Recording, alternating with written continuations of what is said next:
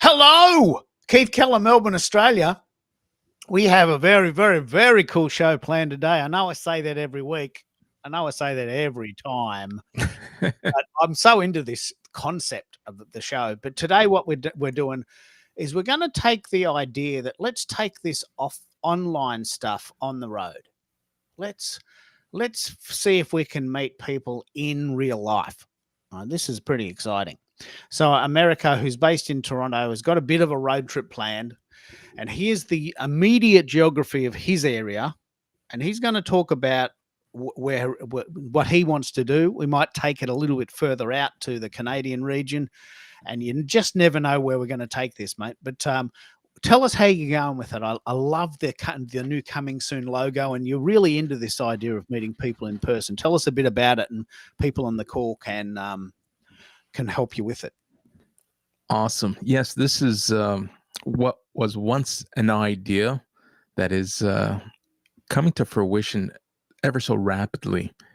I really leaned into becoming less of a keyboard warrior and bringing my audible and visible presence to my community. And it almost seemed like by accident, this is my calling. This is something that I want to improve, and I want to help others feel comfortable getting in front of a mic and just immersing themselves in the community. We look at where we've come during the pandemic and post-pandemic, and I think we're ready to meet face-to-face and bring both ecosystems together. This virtual audio experience, but bring it on the road and meet, whether it's customers, whether it's business owners, or whether it's just people wanting to share their story and their narrative. I've made a commitment to start booking these events as I hit the road. I love this because as you're right, the pandemic ended. We had it pretty hard, and in March of 2022, we had this little road trip here in Australia because we weren't really sure if we were going to get locked down again, and we were inching out. But that was years ago now, and so I think we're ready to embrace this. And I love the online world. Like, I love it. I do 2 shows a week, and I sit in the back of my house and I talk to people all over the world. But I'll tell you what, you wake up in a new town and you go to breakfast in a new place, and there's new scenes, there's new people, there's new ideas. It's pretty endless, isn't it? And we can start with this idea. Tell us what you'd love to do initially. You're in Toronto. A lot of these places are within a couple of hours of your house. You can get in the car and you can be there that day. Tell us how you think this might play out, and I'll start sending this to some of my Canadian friends. Well, listen, I was having a fabulous conversation with someone this afternoon, and I was sharing with them how this opportunity is endless and full of abundance, because it can be anything to anyone. It could be a product launch. It could be just a community building event. It can be whatever it is that you set your goal on. And that's the beauty of this. I don't want to try to force a square peg into a round hole. If someone is just looking to improve and gain visibility within their community, we can focus on that. Let's just stick to storytelling. If someone wants to, push some products off the shelf, I want to curate and create a live selling environment. I want people to be able to engage with me online. We can do that as well. So the opportunity for this road trip is endless. Now, I'm not here to push my ideology and what I envision. I want people to envision how they want this experience to look and feel like for them, because what happens after the live event, as the lyrics to the song that we put together, the replays live on forever. And we're creating digital assets, digital memories that can be repurposed. And we spoke about the repurpose opportunities last week. And we're Yeah. bringing this all together from different angles. And you and I love experimenting. And this, what started off as an idea has potential to be more than just an experiment, but an actual value proposition that I can help businesses and professionals meet. What I love about this is that, and I'll just work you through. Hello, Rachel. You're in Harrisburg. Jump in if you want to speak. We're talking about road trips and all types of holidays. Lynn's going to call in. You may not know this, Americo, but Lynn's got a big conference coming up on a cruise ship, 5,600 people, and she's probably going to take a little gadget and interview people in the spare room. Right. Nice. And this is exactly what we're talking about. It could be a road trip. It could be a cruise. It could be an event in the city. It could be a conference that you fly into. And we're starting to play this out. What happened, and this is exactly how it played out. I have a P4. I love it. They're $200, right? And it plugs into this really cool mic, which Americo has, called the Shure 58. And when you got it, so it was amazing to see this happen. When you got it, you thought, Keith, you know what? Now that I have this gadget, I could put this in the car and drive somewhere, because it actually has room for 4 mics. Can you tell? I would never have thought of this on my own. Can you tell me this evolution, how you got this gadget in a box and the light bulb went off and you said, you know what? I reckon I can jump in the car and interview people with this. Yeah, the sheer quality that this small device provides in terms of sound, in terms of versatility, it got me thinking right away. It's like, all right, I don't need to confine myself to my home studio. I don't need to confine my guests to their laptop and their audio equipment. I can bring this with me. It is easy to bring along, and it gives me an additional layer to differentiate myself and help others differentiate themselves, because there are some who think, hey, this is a great idea. What if we, like, just as a, I'm going to throw an idea. Twice a year, Canadian organizations host a employee appreciation day and a customer appreciation day. Now imagine having someone, rather than sitting in studio and interviewing one another over a laptop, imagine having someone come out and sitting down with your customers and sitting down with your employees and just discussing, the culture, what it's like to be immersed in that culture, in that organization, what it's like to be a customer. And then you use that as social proof and repurpose it as different forms of content. Now, when I first got the device, it instantly started the wheels turning. And it's like, how can I optimize? How can I push the envelope and make the most out of this device and help others meet and reach their goals? Well, it picks up on the repurpose 3030. Like, the thing that's very, very interesting about what you're offering is that only 1% of people who use the internet actually make content. 1%. Which is a shocking number, because that means that 99% of people are simply consuming content and aren't actively taking part in it. So if you can just sort of be that middle ground and say, look, you don't have to make the content. I'll come to you with my fantastic little gadget and my Behringer microphones that sit in a little padded bag. I'm just going to come to you, and it's all in the car, and I plug it in and I'll do all the hard work. All you have to do is just talk when I ask you a question, and I'll record it, and it'll sound fantastic, and it'll be sort of studio quality sound. And then I'll put it on my little podcast and I'll tell the world, right? And you're offering this magnificent service to humanity, because a lot of people don't make content. A lot of people, like, they don't know how, they haven't got time, they haven't got the technical knowledge, they're too scared, they don't have enough curiosity. They just don't get around to it. So if you can take away all that heavy lifting and say, look, I'll come to you, you just sit down and answer the questions when asked, this is going to be great. I mean, it's just going to be great. Well, I have another interesting story. Yesterday I had a ghostwriter reach out to me and viewed my profile, sent me a DM. It's like, hey, what's this virtual events that you talk so much about? So I gave her a breakdown and then put it into perspective. Now, imagine as a ghostwriter, if I were to hand over a transcript or hand over this digital asset for you and your customer, how much content do you think you can dig up and write in that customer's tone, in your customer's tone, and I almost felt like the light bulb went on, and I felt it.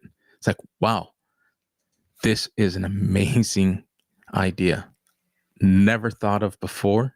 It's unique. Everyone is going out there.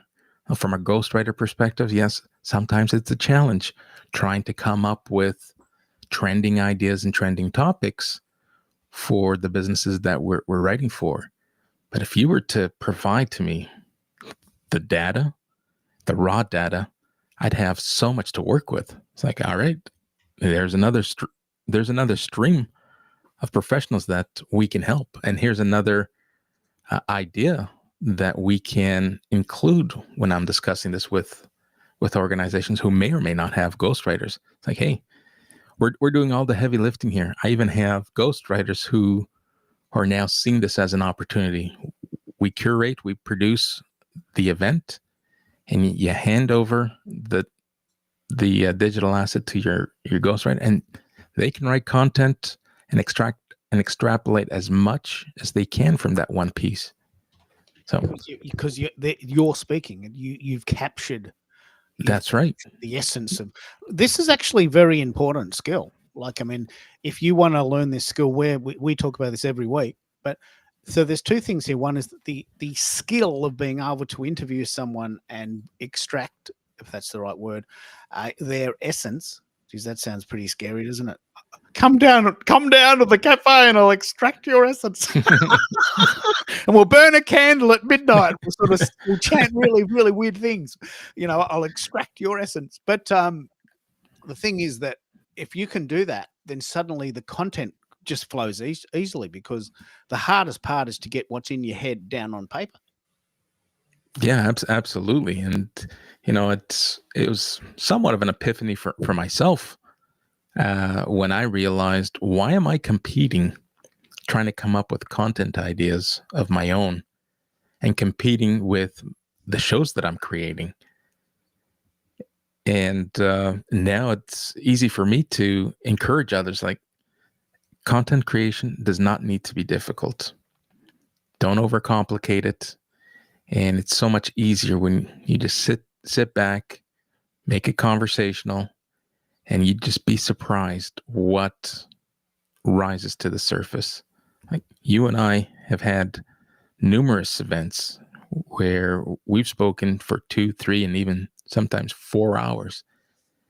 And how much could we reproduce and repurpose from those conversations? Yeah. Right. Well, I'm so inspired by this idea that in November I'm starting a process which I've already sort of begun, called Repurpose 3030, and that basically means let's set an intention to repurpose 30 pieces of content in 30 days from the already existing vault of material that we've done for the previous 11 months. Like, I mean, you think about how much content you and I have since January this year. Like, it must be at least 100 hours. Must be. So someone's got to go through all that. So what I've got, November, I'm gonna set an intention to mine the real massive assets there. And you're offering to do this for people. Like, this is a golden service. Like, I'm really into this for you. If you've got any questions at all, we've got quite a few people listening. Please, please, please make some comments. I'd love to have 100 comments on the show, because that's just a lot of fun. And if you've got any comments at all, please let us know, and we'll feed those in as we go. And if you want to come up, we can have up to 5 people on stage at one time. We're actually talking about a road trip initially, possibly in Ontario, but it could stretch to Quebec, maybe Manitoba. That's the adjacent county, isn't it? Manitoba. It's the adjacent province. Yes. But it's a long way. It's a bloody long way. And there's a lot of boring bits, isn't there? Well, there is a lot of boring bits. Now, that is true. But I think that could be polar bears. You can go and visit the well. polar No, we're still quite the distance away from the polar bears. The black and the brown bears, conceivable before they enter into their hibernation. But I'm not interested in interviewing bears or being an appetizer for them. Anyway, this is great.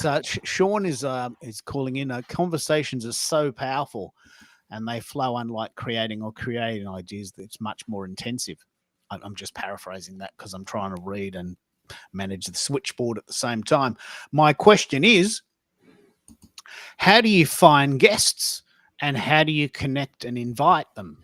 Let's have that discussion. How are you going about finding great guests for your upcoming podcast series, online and in person? So the guests, I'm going to pause here. I've come to realize, like many who have passed on the advice, it's important to know who you're targeting and who your niche is. So it's, although someone may approach me and say, "Hey, is there an opportunity?"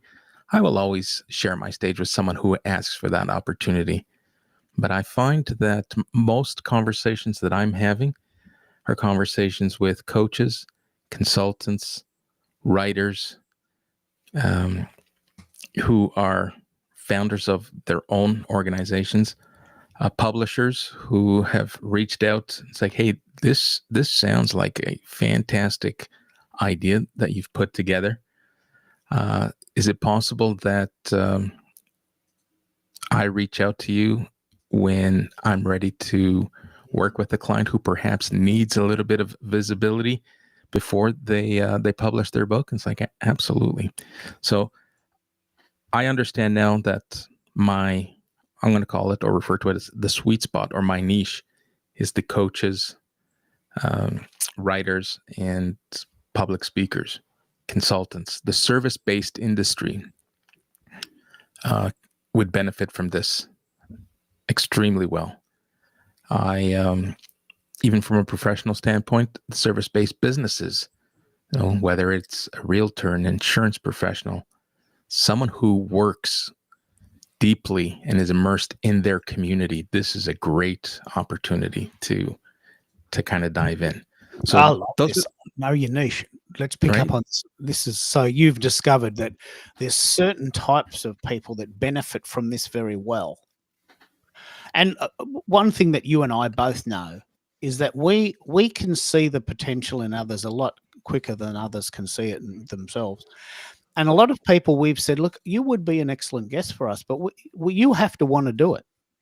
You can lead a horse to water. You can lead a horse to water. But if you don't actively take part in this process, it's not magic. It's not just going to magically create work and clients for you if you don't do some of the work yourself. It's a two-way flow, isn't it? Absolutely. You do have to invest a little bit of time in yourself. You can't just expect to show up and have whoever's hosting the event bring everyone to the audience and bring prospective clients to your calendar. You do have to work hand in hand with the host to make sure that you're bringing the right people. And I do that for each of my guests.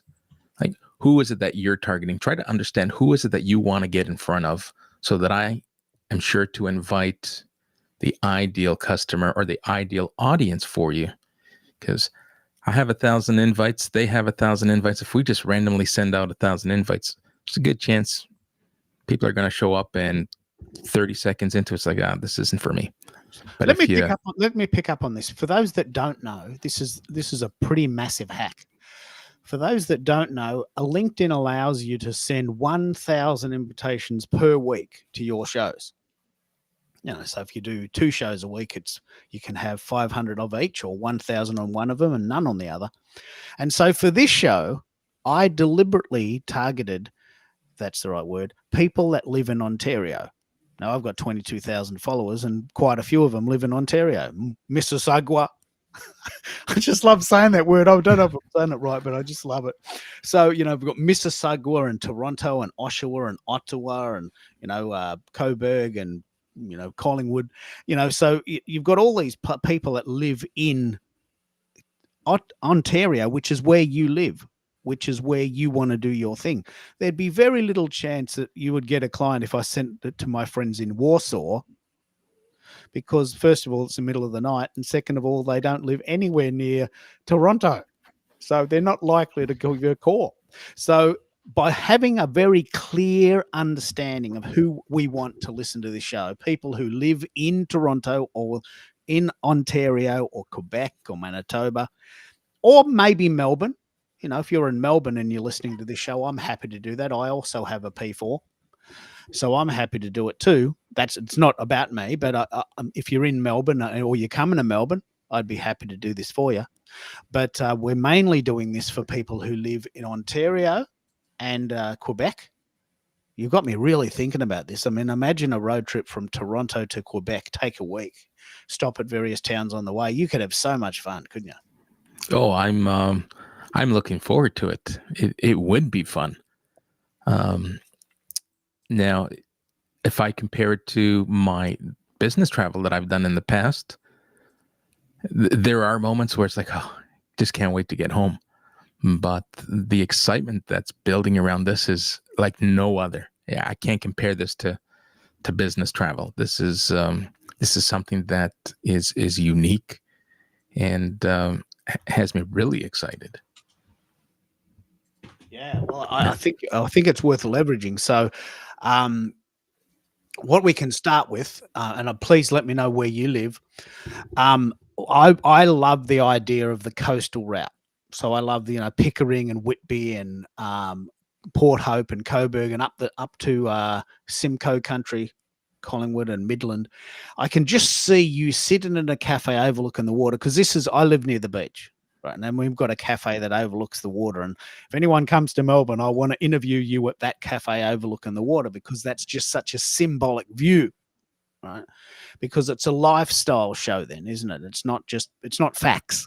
That's right. We're not lying. We're not talking about dry, droll things. We're talking about, look, I'm an entrepreneur and I happen to be out for the day, and here we are having a cafe, and look, okay, guess what? I just saw a dolphin. Guess what? Look at that. So, it's a lifestyle. We work to live. Aussies work to live. We don't live to work. Like, we don't live to work. I live. I've got a life, and I work because I like doing it. But I'm not working nights and weekends and slaving over a hot PC, just to pay the bills. I love this, right? And and we want to hang out with people that are doing this too, right? Because we have this infectious energy, don't we? Yeah, absolutely.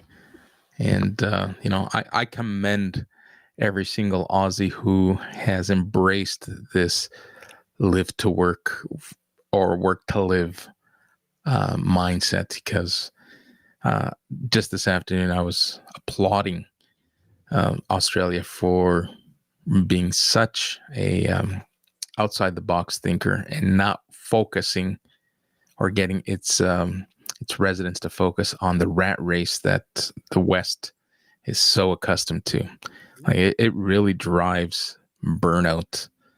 And listen, I'm enjoying what I'm doing, and I'm going to put it out there. It's like, you may have opened my eyes to the opportunity that has now found its way into my heart, because I'm all in with this, and I can't think of anything else than to make this work. The thing that's fascinating, and we have to keep coming back to this. That only 1% of people make content. So just turning up means you stand out. Just turning up means that you are 99% more likely to get seen than not seen. Be seen, be heard, be remembered. I'm going to play the 80s version of that in a minute. And then I'm going to play the Titanic version, which is so close to the original that I'm probably going to go to jail. So, you know, you have to be seen and be heard and be remembered. And you, what I love about this, Americo, is that you realize that being a keyboard warrior and hanging out in the back room wasn't working. You got to get out in front and lead. And you're leading now. You're leading. You're saying, look, I'm going to jump in the car and come to you. Just let me know. And here's the generic area. Very, very, very, very good. Slaving over a hot PC. You know, we all know what that means. You know, slaving over a hot PC. So, and there's two people from Bama, Lynn and Jay, are listening, and we're having a bit of a hot show today. This is pretty cool. So, what I want to do, just in case you don't know the stats, LinkedIn has 1.2 billion people using it now. I would love to know where you're calling in or listening in from. If you're in Canada, I'd love you to connect with Americo. If you're in Australia, I'd love you to connect with me. And if you're in Melbourne, let's have a coffee and we can do this as well, because I'm down the coast. I live near the beach, and we do have dolphins and seals occasionally and other funky critters. And we've got a cafe right on the beach. And it's a lifestyle that I live. I happen to have, a job, but that's really irrelevant. I work to live. I don't live to work. And we luckily have enough so I can go down the beach and chat to you if you want. Bloody brilliant. So let's keep it moving. Let's see if we can get some people in and some questions. If you've got any questions, please ask them. One of the things that we chatted about, we started with the idea of a road trip, but it could be anything. What types of holidays do you like? Do you like jumping in the car and traveling around? Do you love the idea of getting on a plane and going somewhere where they don't speak the language and they got funky money? I love that. I love that. Do you love the idea of an adventure holiday? You know, that's not my thing, so I'm not sure I can talk enthusiastically about that. But some people love it. And then there's the others that think, you know what, when I am on holidays, I'm on holidays and I don't want to think about anything else. I just want to sit on the beach and drink pina coladas, watch the sunset, have pizza every night. Okay, well, there it is. That's a relaxation type because you're working hard. So what's your take on holidays in general? Have you got a bit of a sort of a round table idea, or do you have a particular slant on how you have your holidays? I'm a bit of a mix between the air travel to a destination and the road trip. The worst part of flying somewhere is if we look at the sandwich, it's the getting there and coming home. The actual travel is probably more exhausting. So it's important to budget your time wisely. There's a lot of people who rush. Hey, we're going to whatever destination. We're going to fly in, and they fill an itinerary, and by the time they get there, they're so exhausted just from getting there that it becomes taxing just to get through their vacation. So when traveling, it's important to budget enough time to wind down, refresh, because the travel part is exhausting. So I prefer the short hauls over the long hauls because it's got a shorter recovery. Where with road trips, I can drive for hours on end, and someone's got to remind me. It's like, all right, time to pull over and give ourselves a stretch. Yeah, it's great because we're having a road trip in November. In Australia, in Melbourne, Australia, we have a horse race called the Melbourne Cup, which is so famous. That's actually a public holiday. Like, this is hilarious. We have a public holiday for a horse race. I don't know if anyone goes to the horse race, but everyone in Melbourne gets the day off. So we love to go for a road trip down the coast on that weekend and get away. And it's just such a good chance to be together and get away from the city. Melbourne has 6 million people. And you get away to walk on the beach at the sunset and, have a latte and a toasted cheese sandwich for breakfast and, just go and walk in the forests. And these sorts of things are extremely important for creative people, which is why I insist that I and we work to live, because we can burn out really fast. And then suddenly you're running on empty and you're angry all the time and you're irritable and you're not doing anyone any favors at all. Right? I've been there. But when you have a break, you come back, you're so full of beans, you're so fresh, aren't you? That's the power of a road trip and the power of this idea of a holiday. It's so refreshing mentally. Do you agree? Yeah, absolutely. And I even used to scale that when I was working. I would purposely mix my commute between driving and public transit, taking the train into the city, because I felt that period on the train was my opportunity just to unwind, get over the road rage, and just get ready and get in the right mindset to get to work. And then on the way home, same idea, same concept. It would be like a miniature vacation for myself. I would hop on the train and just unwind, get myself ready, because I'm going to be home. I'm going to be home soon. I want to be in a good place mentally. So I would split my commute between driving and the train for similar reasons as why we vacation. Now, kind of went off on a tangent, but I thought I'd share that. I love this. I'm very proud of this. In Australia, Melbourne, Australia, we have quite a good public transport system.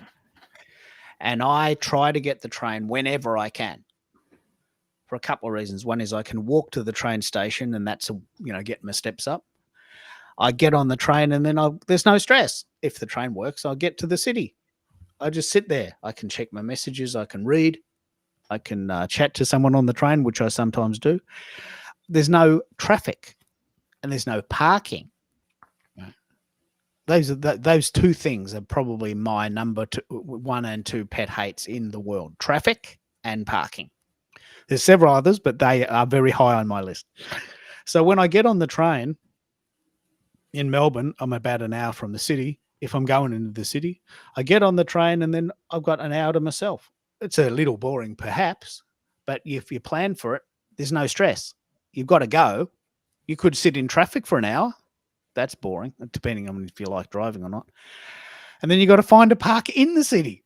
And chances are, if you're going into the city, it's going to cost you $20 to park for the day. Mm-hmm. So this idea of public transport and getting trains around the place, very, very, very powerful. So when we travel in Europe, for instance, we often get trains. I quite like traveling on trains. They're comfortable. You can sit and do things. You can charge your phone. There's usually a cafe on the train. You can have for a bit of a walk. It's very, very cool. We've got quite a few really cool people listening in, and Lynn, who's in Bama, is going to call in soon. Joshua, who also has a very, very excellent live streaming show, is listening in and loving it. Rachel has been sharing her travel stories, the good, the bad, and the ugly. And Jay, who was also in Bama, is talking about targeting your clients. There's a bit of a lag. There's a bit of a lag between you sending the comments and me getting them. I'll just pick up on that up again. Sean said, how do you find guests? And we talked about the idea of being very targeted. Jay then said, correct. Targeting is essential for gaining clients. And then Sean is saying it's about 3,500 kilometers to Toronto from Guatemala. Been to Guatemala. That's pretty funky. I stayed in Antigua. Just saying. So really cool place. Really, really cool place. So we're having a lot of fun talking about the road trip. How do you think this might play out? Do you think you'll start by interviewing people who live in areas near you online and then go and visit them, or could it be either or? It could be either or. So the conversations I'm having now, I'm already planting that seed and giving them the option. Right. So when someone says that they're open to guesting, I then present the offer saying, all right, how would you like to be and become a guest speaker? We can do this one of a variety of ways. So we can do this on camera, virtually. We can do this as an audio event, or we can meet up in person, your office, a cafe, and we can do this in person. It's like, oh, didn't know that was an option. Let me think about it. So I'm starting to include that in the conversations for those who are within my geographical points that I'm willing to travel.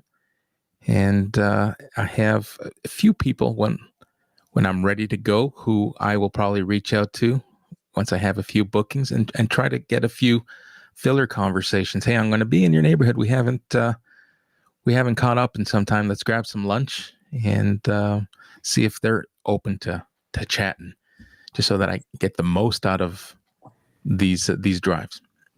I think that's true. I mean, it takes a bit of effort to get moving. I just want to. I'll bring you in a minute, and I want to talk about this at great length. The gadget that Americo has, the Zoom P4. Let me be very clear. I do not work for Zoom. In fact, I have contacted them many times, saying, "Look, I talk about your stuff all the time. Can't you just send me some stuff?" And they refuse.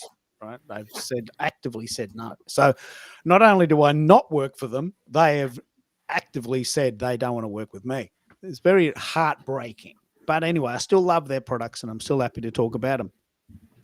The Zoom P4, which is about $200, comes with an SD card facility that would be about would allow you to record about 60 hours continuously on one charge. Now, that's pretty impressive, I reckon. So you might run out of batteries, but you're not going to run out of power in the SD card. I'm just going to show you what that looks like. So, why that's important, Americo, is that first of all, you're going to be able to record high quality audio for up to 60 hours while you're on the road. I think that's based on the 32 gig card, right? So you've got a 32 gig card and you're going to create 60 hours of content while you're away. You might as well do a few while you're there, right? Just chat, keep chatting, and then you can edit it. Why this is important, and this is actually very important, the quality of the sound on the shows that we do is completely dependent on the internet of the guest. Right? And sometimes that's not very good. So we often have trouble at their end or our end with the internet. Whereas this gadget is completely analog in a sense. You push a button and it records. And this is very important, America. It records on separate channels. So if you're talking and a dog barks, say, it doesn't affect the sound quality on the guest's mic, which means your editing is much easier. So it's plug and play. You just take the SD card out, put it in your computer, and it comes up with two separate files. We're going to do a whole show on Audacity about how to do this. Or you can pay someone, and we're doing a whole show about outsourcing in a couple of weeks. So the possibilities of creating this mammoth library of content are immense. And we're starting it here, September 2025. I can't wait to see what's going to happen as a result of using this little gadget to create content. And with that in mind, Lynn, you could do a very similar thing at the conferences you go to. Do you go to many conferences? Well, I've been to one, and it was a regional, but we do have national conferences, and there is one this November, and I am attending that one. It will be on board Princess New ship, the Star Princess, which is a sister ship to the Sun. I have been on board the Sun. So I know that it's going to be a gorgeous ship, of course. But yeah, this device would be great for me to um, do something with at the conference for sure. Yeah. I'll reiterate what I said earlier. Only 1% of people on the internet make content, right? So just by doing anything, you stand out. You stand out from 99% of the other people not making content. Now, that's okay. People are busy. We get busy. You might not want to make content. You might not just be, you can't be bothered. You just not, that's not your thing. You're a lurker, what we call a lurker. You just look at other people's content. And we need lurkers because if no one watches our content, there's no point making it. But if you can create content, Lynn, you will stand out. There's no doubt. Like you will be in the 1% of people online that make content. And it's just a matter of what type of content you want. We happen to be pretty enamored by this gadget, the P4. There's hundreds of these brands. And this one just seems, it's an all-inclusive thing. It comes in the box and it's got everything. Like it just, you plug it in and go. And your mic will work with it because it's got to be XLR. So it's just occurred to me that because you are doing a lot of this stuff with your fellow travel agents, then a lot of these people will have an opinion. Like they'll be very interesting people to talk to. They'll be very vibrant people. They'd be good interviewees. Not everyone is. So I would imagine, this is the mic you have, the Pi Fine. So see that big hole there? The big hole, that goes straight in this box, right? So it's purpose built. You're all set up. Right?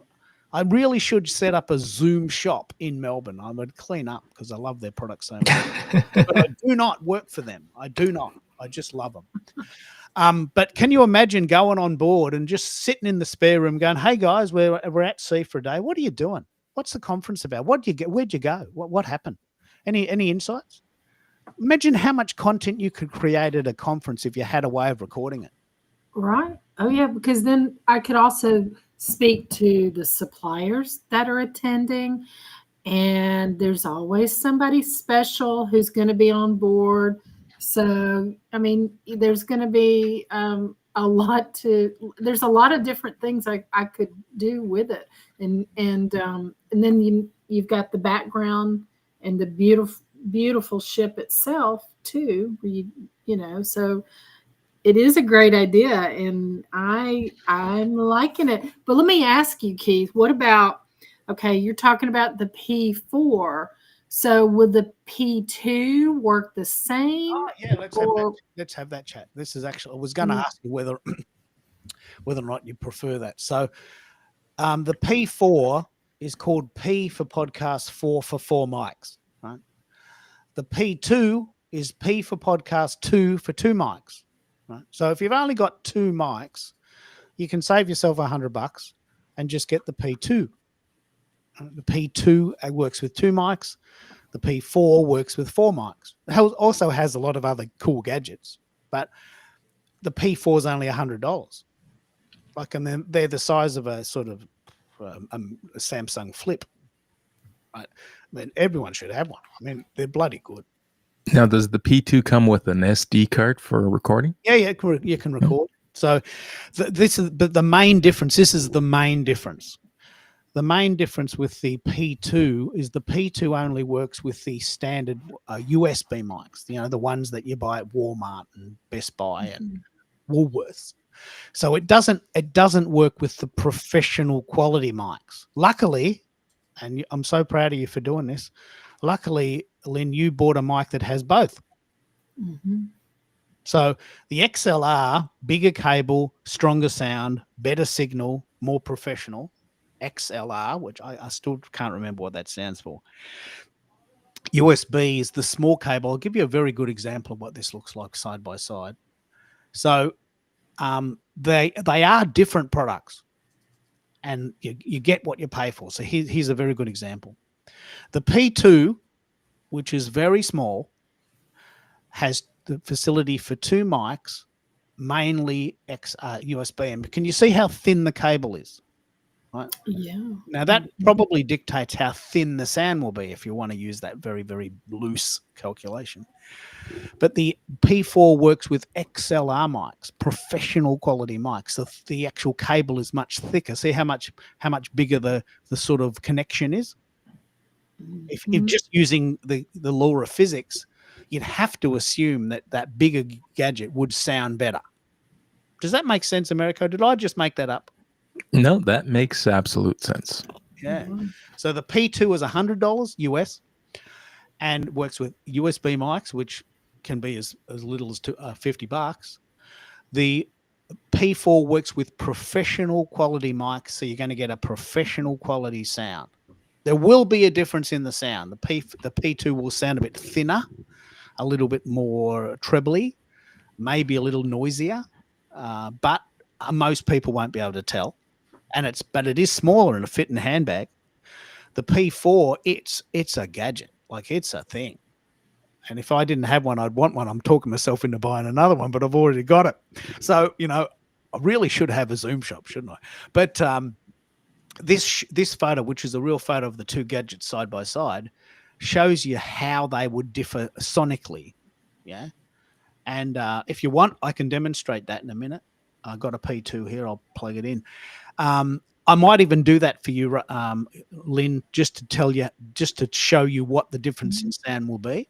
This is a strong cable, strong signal, professional quality mic. I will in a minute plug. This is a very good plug from playing my 80s version, 80s version song I wrote yesterday. Be Seen, Be Heard, Remembered, the 80s version, like not the. I've got 38 versions of this song, Americo. We're having so much fun with this song, aren't we? 38 versions of this song. Mary, if you'd like to come on, we can have up to 5 guests. You're in Toronto. Do you know Mary? Yes. In fact, Mary was the person I was speaking with earlier today. Yeah, well, you can probably send her the link if you want, and I'm very happy to have you come in. This is we're already an hour in. No one's going to watch this bit, so this is what we do. The sound check. It's lots of fun. We make it up. We're just riffing. So what I'll do, just because this has happened, this gives Americo a chance to chat to his friend Mary. But also, I'm going to play the 80s version of the 38 versions that I currently now have. I'm just going to set this up. I'm so proud of myself for working this out. There's a site called Suno, SUNO.ai, that makes professional quality songs from your words. Right? You won't believe how good this is. Right? And so I challenged myself. Okay, we've got a set of lyrics around this principle: be seen, be heard, be remembered. And I thought, how many versions of that song can I create? And how accurate are they? Right? So with that in mind, I want you to listen to if you were alive in the 80s, because there'd be people on here that weren't. I want you to imagine being in a disco or a nightclub in the 80s. And it's very heavy synth sound, and there's this gorgeous girl on stage, or maybe the mirror balls are going. And I really want you to leverage this sort of 80s vibe. I've called it the 80s dance party mix. I want you to have a listen to this and see what you think.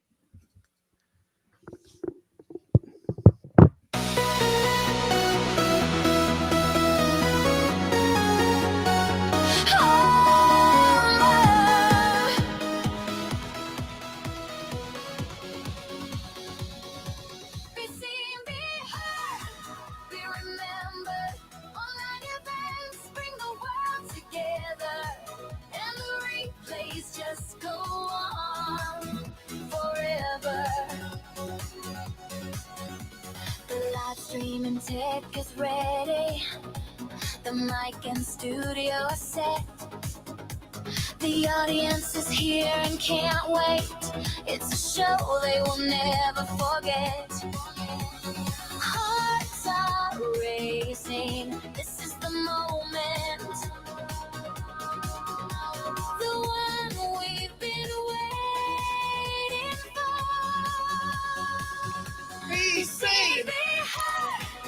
be remembered. Bring the world together and the replays. Oh, different melody. Missed it. Is your personal brand fading?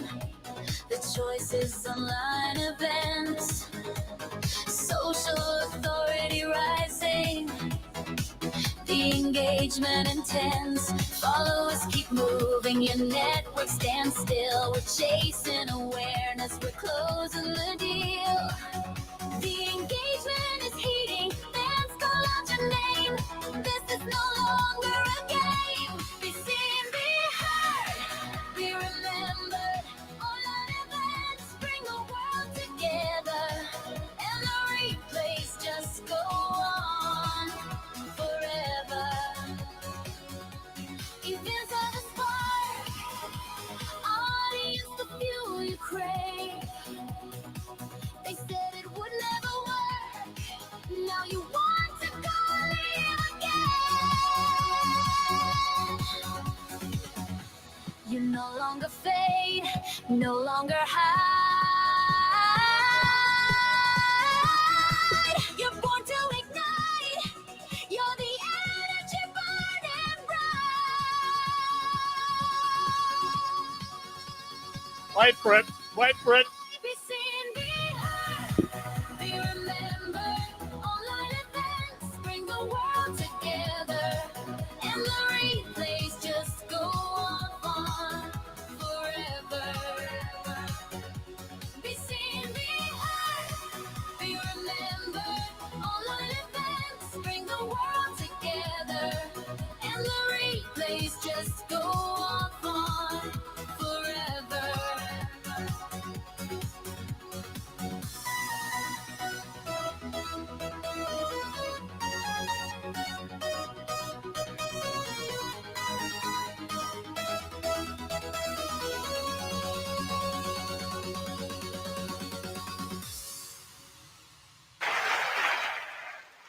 Yeah, we love you. We love you. Woohoo! That's awesome. Isn't it So- good? Jay says it's very Kylie Minogue. Yeah, she's an Aussie. That's very relevant. The thing that I find fascinating about this stuff is it's so close that I feel personally uncomfortable how close it is. But it's a lot of fun. I've also got a Naughty's skater mix. I've also got this Titanic mix that is so close to the original, I'm scared to play it. Like it's sort of Celine Dion floating into the sunset type of well, it's so close, isn't it, America? It's so close. Yeah, that when I listened to that one yesterday, it was like, wow, I can totally see where you're coming from in terms of, getting ourselves in trouble if the big labels and the big artists were to hear some of what's being produced by Suno. And she's a Tronterian, isn't she? Isn't she Canadian? Celine Dion is Canadian, yes. Yeah. So there's a link. Maybe she lives in Mississauga. But look, what I realized is I can't unplug and talk at the same time. So what I'm going to do is I'm just going to let you guys riff for a minute because I deliberately want to plug in my P2. So Lynn, what's your thinking around whether or not you could turn the road trip into a boat trip or a cruise? Oh, I like that. Turn the road trip into a boat trip. Yeah, that sounds fun. Can you riff on that for just a second while I plug in a gadget? Well, on a ship, there's certainly a lot you can work with because you've got the ship itself, you've got the restaurants, you've got the you've got the shows. You got the guest experience. You've got the guest experience, all the rooms. I mean, not just that, then you've got the ports, Yes. so inside and out. And if I used it for the conference, especially if I were going to do that, then I could, go with the different suppliers because some of the suppliers that will, be on the ship are not necessarily all, with the crew that there will be a lot of land suppliers as well. So that would be an interesting perspective to get on that. But yeah, and especially this new one, it's going to be gorgeous. I mean, one of the things that Princess does very well is their service, but also the beautiful piazza, which is kind of like the main event. This where they do they do a lot of entertaining in the piazza, and it's kind of different than the way they used to have it. It's an open space, but it is the design is what I think is just so phenomenal. Well, There's a couple of things here that then, Lynn, two things. One is you may benefit more from doing a video if there's a strong visual component. Yeah, you've got both for sure. I mean, you could do either or. You could, but yes, you're right, because people do kind of want to see, what it looks like, especially if it's a new ship. They want to see, show me the visual, show me so I can picture myself, on this ship. So Here. Yeah, you go, Americo. Are you thinking of doing a bit of both? Because I wanted to ask Lynn a little bit of a travel question for individuals like myself who, for those who have been following my narrative, this road trip was supposed to be a U.S. leg from Toronto to Florida, which came to a grinding halt after Homeland Security denied me access or entry into the U.S.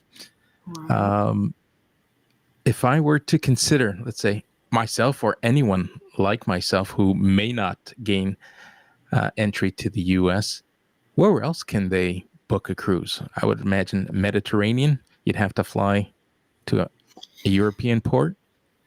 Well, I was thinking about when this came about, when you mentioned that, because I know here in the U.S. you could do, because believe it or not you will still have some people who don't have a passport.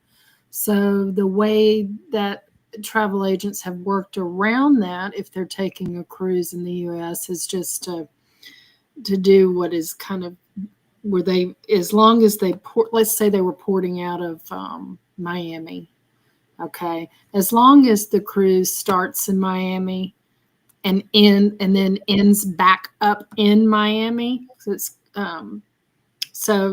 that's how they could do it. However, the problem is when you are in, say, Jamaica or the Bahamas, if something happened there and you got sick, or that's when it would be very dicey because you don't have a passport, So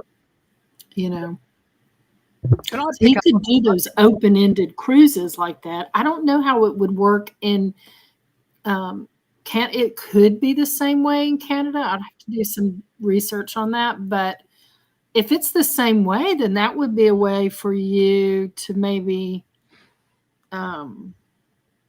where you could maybe go into New York or Washington, perhaps. I mean, it's possible. I have to do some checking into that. Let me pick up on this. I've done some research on this. It's very interesting. There is a cruise from Quebec. Let me say that correctly. There's a cruise from Quebec, and it goes mostly along the coast of Canada, but it ends in Boston. And I'm thinking, well, if it ends in Boston, that means you're technically going into the US, or are you? Yeah. So you wouldn't be able to do that. Americo wouldn't be able to do that cruise because he's got to get off at Boston and fly home. Well, it is dicey if he has. In which cruise line are we talking? Were you looking at? I don't know. Which cruise ships would leave from Canada?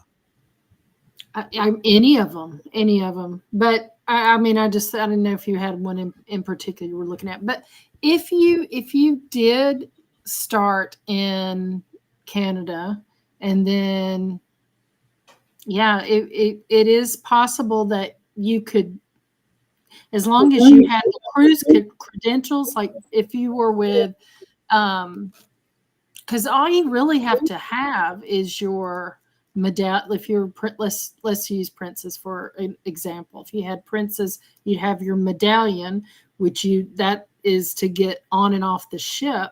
But it's just those things like if you had, something happen. That's the what if scenario. We don't know, but as long as you didn't have any, you had you were just touring, and you're not doing anything crazy where you're not going to have any kind of, hurt your ankle or anything, or just anything out of the ordinary, you should be good. I mean, in theory, you should be good.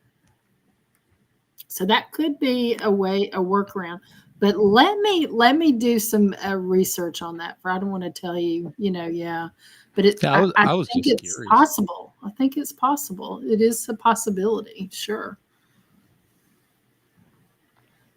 Excellent. We may have lost Keith there. We typically lose Keith It's at too the early to lose him. 3-hour mark. I know it's too early. I was on a call earlier with someone in Tasmania, and now in Tasmania, is Tasmania using the same grid as Australia? Because their internet was horrible. Yeah, it is pretty horrible, isn't it? We're 75th in the world. Can you believe that? A country of 28 million people and a lovely place to live with electricity and really funky things. 75th in the world for internet. I just cannot believe it. Sorry about that. I dropped out. But what I'm interested in, I think it's Virgin. I think it was called Virgin. Yeah, there's the fun. Virgin is the fun ship for sure. Rock and roll. Yep. Well, it actually goes from Quebec. Mm-hmm. And this is a very interesting discussion, not only for America, but there may be, and let me not put words in people's mouths, but there may be a group of people that have an aversion to go into the US at the moment. Mm-hmm. Let's assume that is the case. And a lot of Aussies are not going. A lot of Canadians are not going. So is it possible to do cruises from your home port and just go around, and then how would you do that, America? You'd have to have a visa to get into the US to get into Boston, wouldn't you? Yes, I would. So I have valid travel documents, but I hold an EU passport. And historically, it's been no problem. It was an online process, but now I would need a visa to get across, which would make it difficult. Leaving the options, I'd have to look at ports that are at either West Coast, Pacific Coast, or Atlantic Coast, and the oceanic tours that would go to destinations and not stop in New York, Miami, Orlando, where the common ports are. You mustn't be the only person that's having that trouble. Mm-hmm. So I know that a lot of Aussies have decided deliberately, purposely not travel to the US. I don't know if they've asked to travel and been denied, but we are as a community deciding not to do that, and that we don't go to why that is, but we're just saying, look, we'll put that on hold for a few years, maybe 30. So the 2030s. So the cruises, a lot of them do leave from America, don't they? Or like Miami, they go to America, they leave from America, but America is in a very unique position in the sense that several people that he knows don't like flying. So you could fly to a really lovely destination in Europe and have a fantastic time, but you got to get there. Yes, and that getting there is the pain. So that's why I'm very, very, very inspired by this idea of the Ontario division, but it could be a road trip to Manitoba or Quebec, and that's there's a lovely playground there. There's plenty of room to move here. Absolutely. There's a tremendous playground, multiple playgrounds, in fact. If you were to divide and spend time in each of these regions, I would say without a shadow of a doubt that there's enough to keep me busy here until I'm able to come up with different destinations where I'm permitted to enter. And you've got a very strong small business culture there. I think there's something like 15 million small businesses. I can't remember the exact. It was a real huge number. 15 million small businesses in Ontario. Yeah, the large corporations may hold much of the financial power, but in terms of presence, small business community is, I would say, the backbone of our economy. 439,000 small businesses in Ontario. Ontario alone. Yeah. Like almost 500,000 potential guests. Just think of it that way. Just imagine if someone from that small business came on your show. That's almost 500,000. And if you did one a week, and there's 50 weeks in a year, it would take you about 100 years.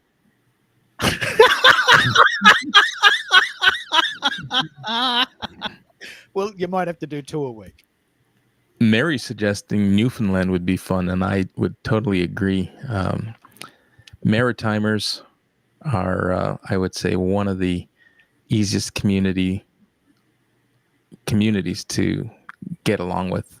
It is just a different world. They operate at just a different pace, so relaxed. I love traveling to the maritime provinces. How do you know Mary? Let's give her a bit of kudos. I know she can't speak today, but how do you know her? She could be a potential guest for another week. So Mary will be a guest in the upcoming weeks, September 25th with Jay Pasqua and myself, and if Jay's still on there.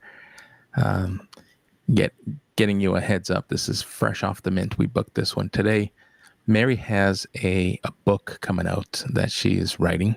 She also supports authors as a part of her business. But Mary, and I we met over a year ago, or close to a year ago, and we stayed in touch and engaged in each other's content. And today we had a moment to catch up. And she's got a fascinating narrative, fascinating story. Focused around burnout and some of her life's journeys and pivots that led to her burnout. We're going to be talking about that on the show and what inspired her to write the book to help others overcome, or maybe not just overcome, but to live with the realities that bring us to burnout and how to overcome those. So I'm not going to put words in her mouth. I'm looking forward to a fabulous conversation. She's got a fascinating story, which I'm excited to share. I love it. We've got someone listening in from Hong Kong, just to tell you how global we are. So, Charles, we're not connected, but if you want to send me an invitation, I'll accept it, and I'll send you the link to come in if you want to speak. I maxed out my connections. You can send 100 connections a week, and I do that on Mondays. It's a little rhythm I've got. We asked the question earlier, how do you find great guests? I'll come back to this exact hack now. What I personally do for this, and I've decided to do it on Mondays, is on Monday I set aside an hour or two and I find 100 cool people that I reach out to deliberately, and I ask them to connect. And you can do that 100 times on the free version. I do that every Monday. So I've maxed out my 100 invitations for the week, unfortunately. But I'm pretty proud to say that my current rate is about 70% of people that I send invites to say yes. So it's definitely worth doing. because I'm very targeted. You and I both know, America, that I'm pretty heavy on this. Yeah. Yes. So And yeah. you're trying to build a community around, and this might be anecdotal, but you're trying to bring Walmart to Australia. Well, what I'm really interested, this is actually very interesting. Like, I was very big on Twitter, like big relatively. I had 58,000 followers. But Twitter was not very big in Australia. It's never been big. When it was called Twitter, it's not big now when it's called X. So what I noticed is, anecdotally, is that a lot of my listeners are in the US and Canada and Mexico. And given that I've already gone to all of the companies and said, hey, look, I've got a pretty funky show. Can you send me a mic? No. Shure, Rode, Zoom, Mayono, Fi-Fi. I've tried them all. Look, I've got a funky show. I'm really into this. Can't you send me some stuff? I'll promote it. I'll even send it back if you like. Just I'll pay the postage. Right? No. It occurred to me that if all of my listeners are in the US and Canada, and Walmart is in the US and Canada, and they sell what I talk about, it just makes so much sense for me to hang out with people from Walmart, and they can come on the show and say, hey, Keith, I'm not going to send you the Shure SM58 because the postage is probably more than the product. But I'm happy to come on the show and talk about it. And we've got them on special at the moment in our San Bernardino store. Or you can get it online and we'll send it to you for $10. So it just occurred to me that that's a very good alignment with the show that I do. We have a variation on Walmart here, but it's not as big. And I'm pretty fascinated by that because people, you are a very good example of this, America. You listened to my show and you bought what I talked about. And yes. You're very happy and you trust my judgment. So absolutely. I'd be very interested to know if you're listening in, if you've got a Walmart in your town and where you're calling in from, because as of today, I've got 350 connections at Walmart. One day, I might have recorded this little as a soundbite. One day, someone's going to get this and they're going to realize, yeah, Keith is a bit of a dude. Maybe we should send him some stuff. That's what I want. I want people to send me stuff. I want people to send me a box in the mail and go, hey, we got this brand new mic, the SM58A. It's better than the SM58. Can you try it? And can you compare it? Can you give me your opinion? That's what I want. That's what I intend to happen with my life thus far, in the next 30 years. I've got 30 years, I reckon. I've got 30 years to go until I'm going to make it happen. I have a dream. So given that I don't think there's a single Aussie on the call, like I'm in Melbourne, I don't think there's a single Melburnian listening in. Let me know if you're in Melbourne and you call in, but there's not. Aussies don't listen to my show because we know what that sounds like. I'm familiar with your appearance, Keith. I know what that voice is like. I don't need to listen to you. I'm busy. But Americans and Canadians, they love the Aussie accent. So I'm leveraging that. But it is quite frustrating because I do this show twice a week and I love doing it. And I've got to be honest, I've been pushing really hard to get sponsors, really hard. And it's bloody hard. Harder than when I was a muso. Like I used to be a muso. And I'd be up at 3 a.m. playing music. And then I'd have to go to this job I really hated because I couldn't make money making music. Really difficult industry to make music, to make money. Reasonable money. Money that you could, reliably buy a house. You go to the bank and you say, look, I'd love to buy this house in the street. It's $1 million. What do? I'm a musician. No, don't trust you. 3 weeks down the track, you're going to default on your loan. No, I'm not. I'm pretty good. I'm getting regular money. No, you're not. Couldn't get any credit. So I had to get a job. I had to get a bloody job.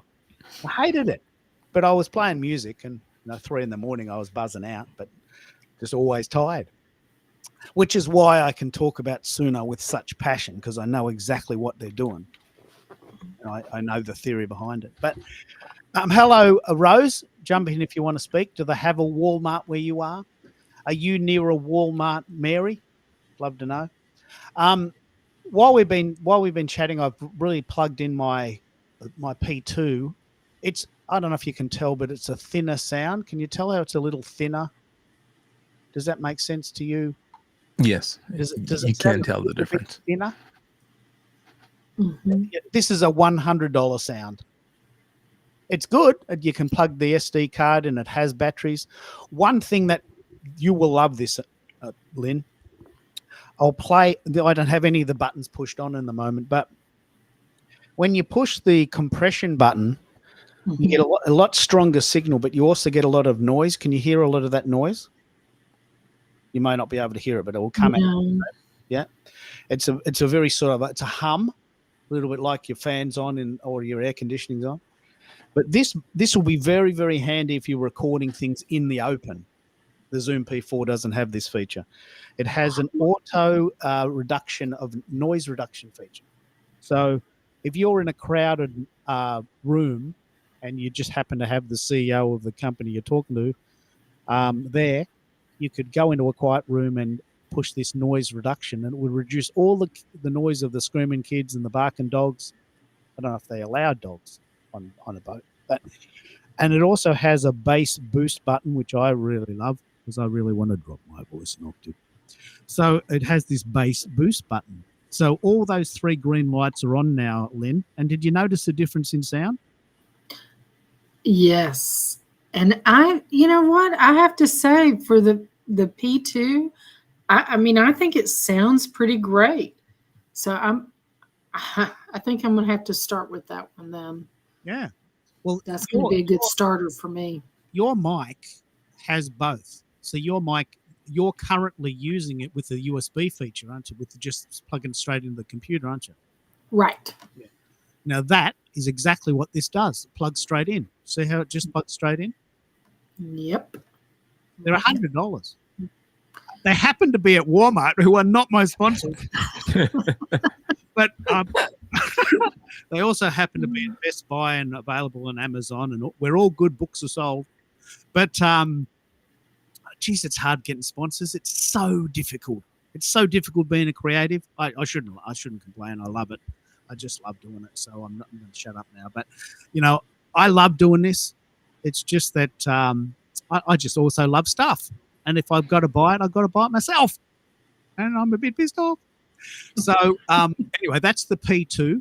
It's for $100. I reckon it's worth it, don't you? Yeah, that's not a bad price point at all. Mm-mm. But what we might do, and this is a very important segue, I'm guessing because your career, your choice of sort of lifestyle is so visual, you may want to consider having a video. Yeah, that's true. That's true.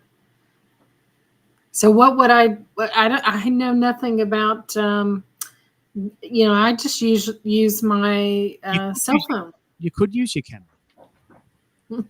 But amazingly, can you believe it? You can believe it. Here is one I prepared earlier.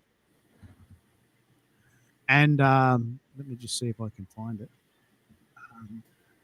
This gadget, the company shall remain nameless. This gadget here is about $300, but it has video. Right? So, and guess what? My whole house has got Zoom products in it. My whole house has got Zoom products in it. So this product here, I'll plug it in. It's a very noisy. It's a very, very noisy mic. It's got a mic, but this gadget is what the P2 is, but it's got video as well. So this is the P2, which is audio only, $100. Fits in your handbag, very very small and compact. This one's about the same size, but it's got video as well. Wow. Now here's a question for the Q2, and how far do you have to sit in it to get both people inside the frame, Well, or does it have an auto zoom feature? what a great question. I've never used it as a video. I've never used it. It actually, this feature has it's a triple threat. It's a webcam. I use it as a webcam.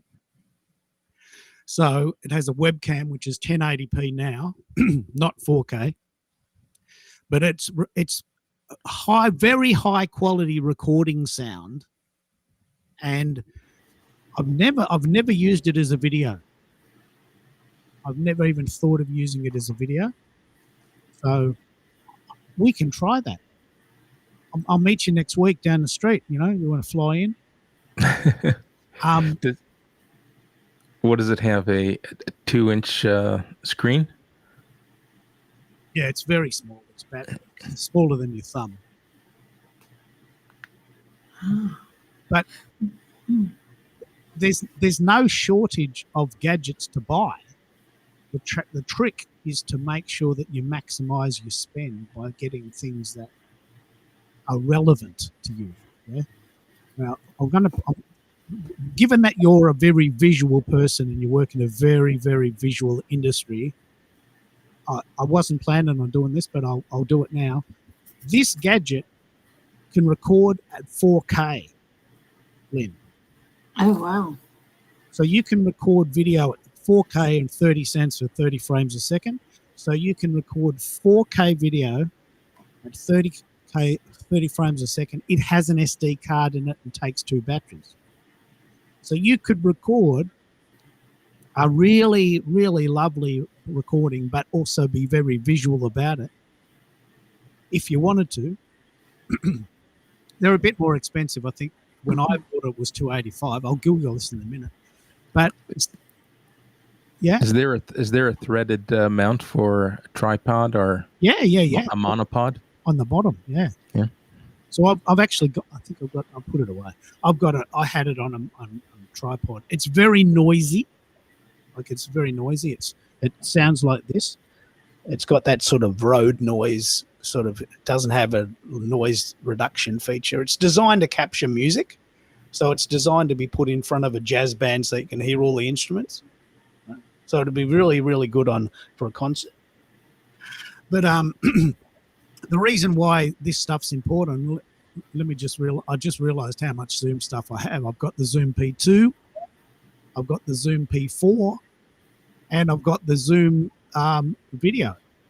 Man, I should set up a warehouse. You're just missing the P8. Yeah. I should buy a warehouse. But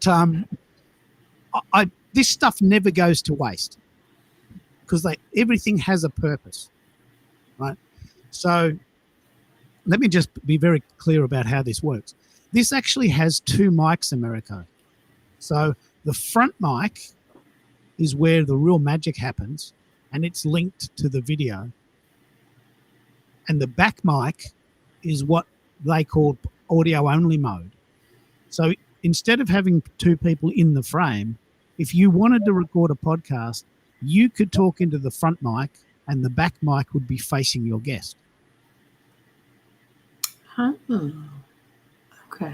But it's very noisy. And I might have been plugged in later. It's very, very, very noisy. It's like now that I've got these, my ears, I don't know what I was thinking at the time, but now, me, America, I'm a bit of a sound snob. I can't stand the sound for audio for recording. It's designed to record music. So it's configured to capture a large array of instruments in front of you. Doesn't really sound good for the human voice. Gotcha. That's my opinion. It's my opinion. But given that, Lynn, you're such a visual person, like the cruise idea is all about the visuals, isn't it? Yeah, it really is, because you want to, when I'm on a cruise, I want to take pictures of all the, the beauty of the ship itself. And usually that's what I do in all my photos, video, and that's what I tend to put out when I'm doing, when I'm on a ship or or anywhere for vacation. The pictures, those are a picture's worth 1,000 words. And here it is. The best piece of equipment is the one you'll use. Very, very true. So I personally love the P4. I use it every day. This is my favorite.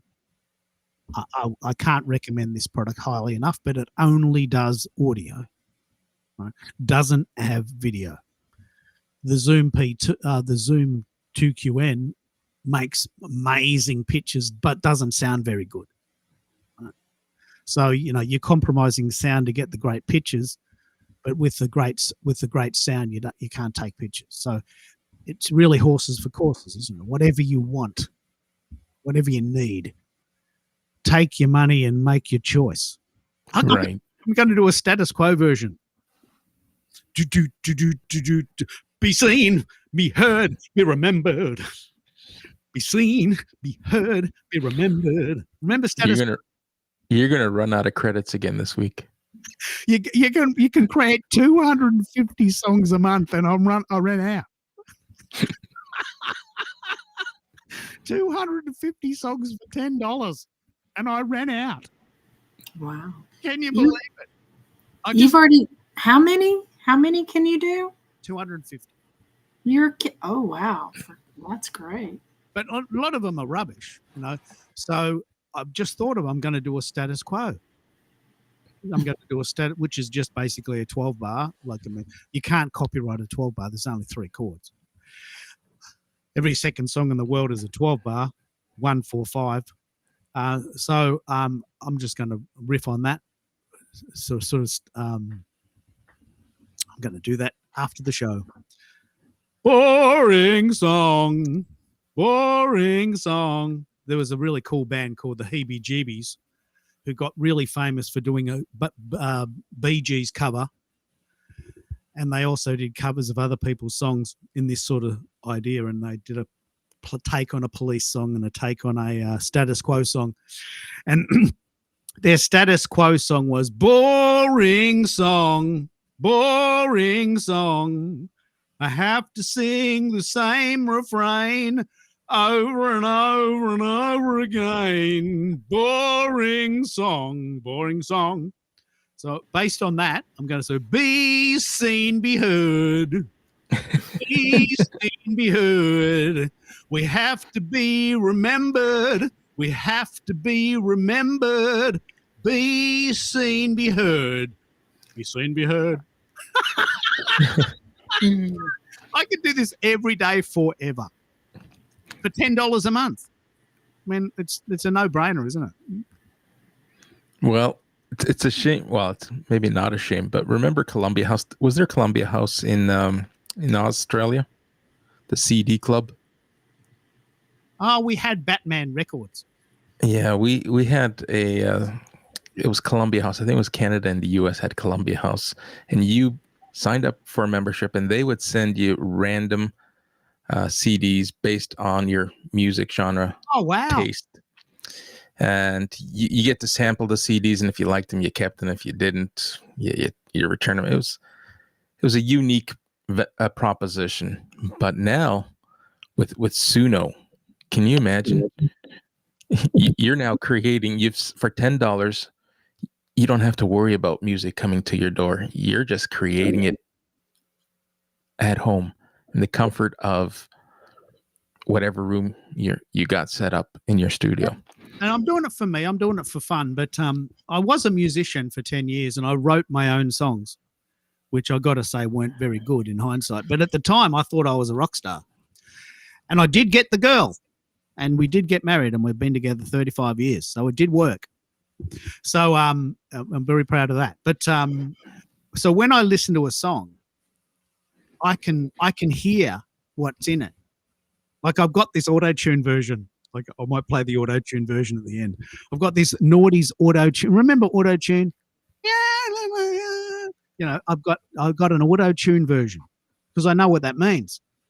Right? Auto-tune was invented in 1997 for a guy whose wife couldn't sing. And he made it for her so that she could sing in tune when she went to choir practice. Like, that's why he made it.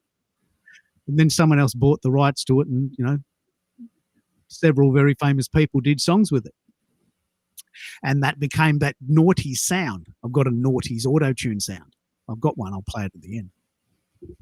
So I know when I hear a song, because I've studied music for 10 years, I can hear with the elements. This is what you're saying, America, why you probably can't get these songs to sound as good, because you don't know what you're listening to. Yeah? That's right. Yeah. So it goes beyond prompt engineering. You have to know, I think beyond, and keep me honest, keep me humble here, but I can enter a prompt and not have my iterations come anywhere close to the ones that you're pumping out. It's so fascinating. Like, I mean, I never really thought my music theory, which is a very much a passion for me, would come in handy. But like, for instance, Celine Dion, I'm not playing the Celine Dion version. It's so accurate. She has a 5-octave range, which is almost humanly impossible. The only other person that has that is Mariah Carey and several opera singers. But, she's got a 5-octave range. So imagine how melodic her songs could be. She can go really deep and really high at the same time.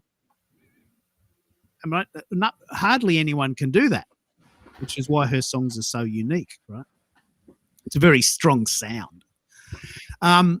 Bez is in the room. I'm really excited about this, Bez, for a couple of reasons. How you doing? Tell us where you're at. Did you get your gadgets working last week?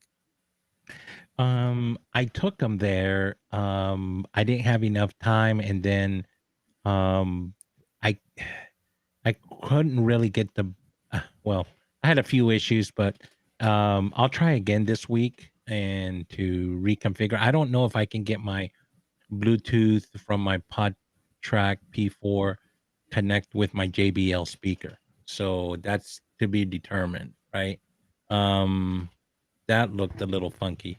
But I'll try it again. I think I thought I had bad batteries, so I switched them out with other ones, and I don't know what happened. But I'll try again. What was the second question? Sorry. Well, that was the main question. The main question was, you might not have been, I'll reiterate what happens. This is why I love this show. This may be I don't think there's anyone on the planet doing this show. There's no one else doing this. Please tell me if there is, because I want to interview them and I want to go on their show. But we chat for hours and hours and hours about all sorts of things that are not related to the original topic. And I know that pisses a lot of people off. But what happened last week, Lynn, this was an astonishing story. Bez said, look, we got this thing called 1 million cups, and I think I'm going to have to buy a PA now. And I said, no. You're not going to need a PA. Just take your P4, plug it into your speaker, and put a mic on. You should be all right. That should work. Whoa. You said use the Bluetooth feature and connect it. That I couldn't.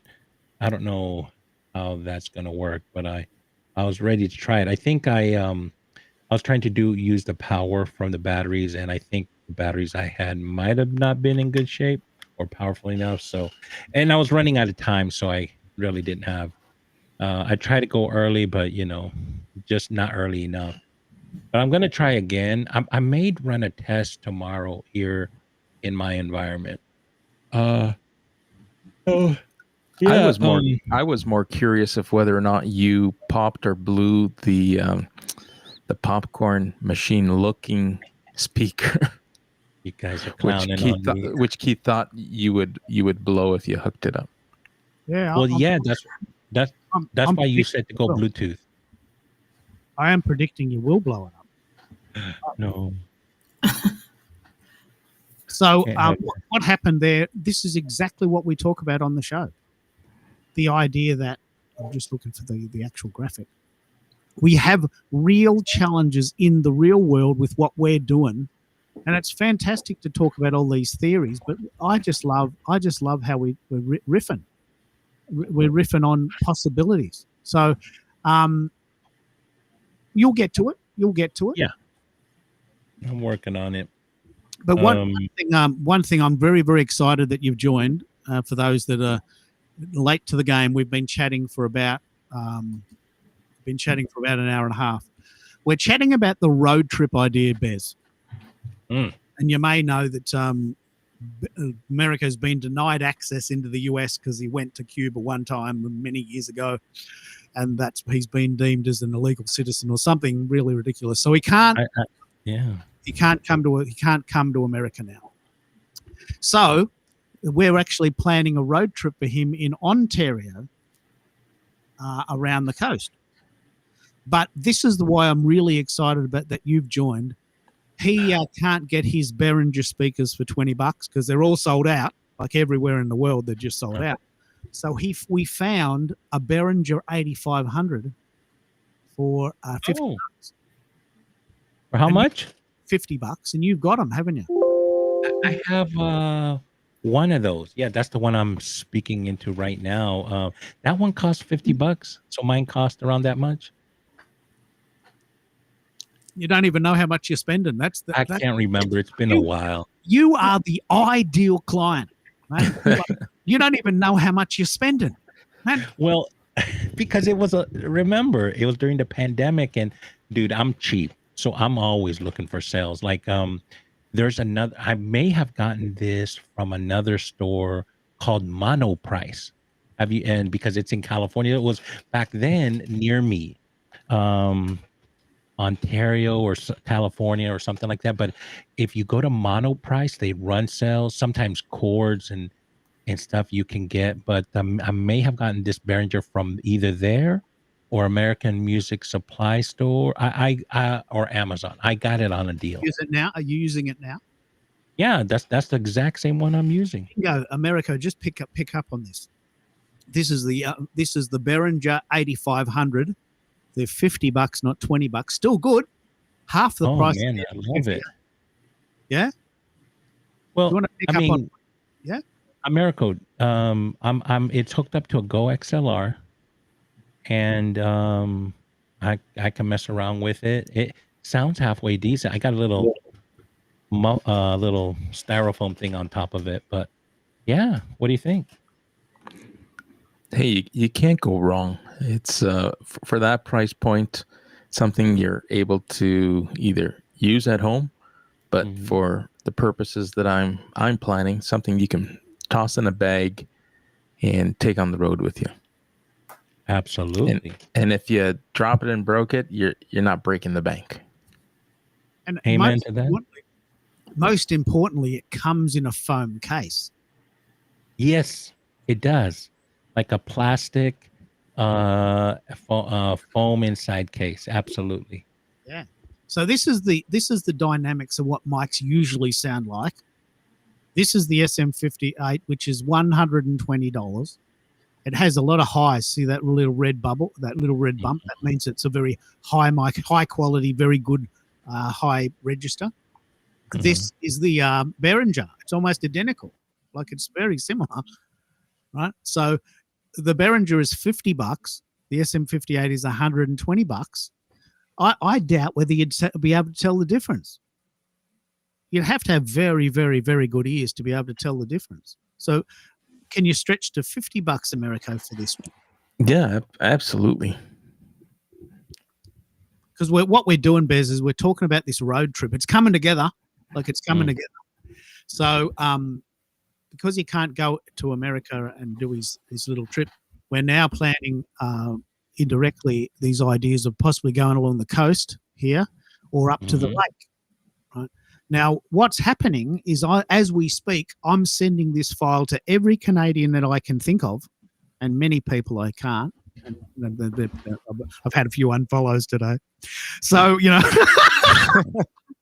I'm being a bit forceful, but the point is that we were so into this. Look, imagine if Americo could go up the coast from Toronto to Northumberland and just interview businesses along the way. Wouldn't that just be such a wonderful show to listen to? I think so. Let's just make sure that Americo is safe. He's got his bodyguard with him. And you're always trying to get a cut out of this, aren't you? Somehow. Well, yeah, because I'm gonna. Are you suggesting some Latino backup? Man, I'm man, I had a friend of mine once that gave me, he goes, "Hey, can you help me out on something?" He was Latino, and I was like, "Yeah, sure." He goes, "Could you be like sort of the security guard at my event?" Okay. What you trying to say? He goes, "Oh, no, man, don't nothing like that." So I show up to his place. He gives me a black shirt, which on the back says security, and then on the pocket in the front says security. Oh, dude, I'm a lover, not a fighter.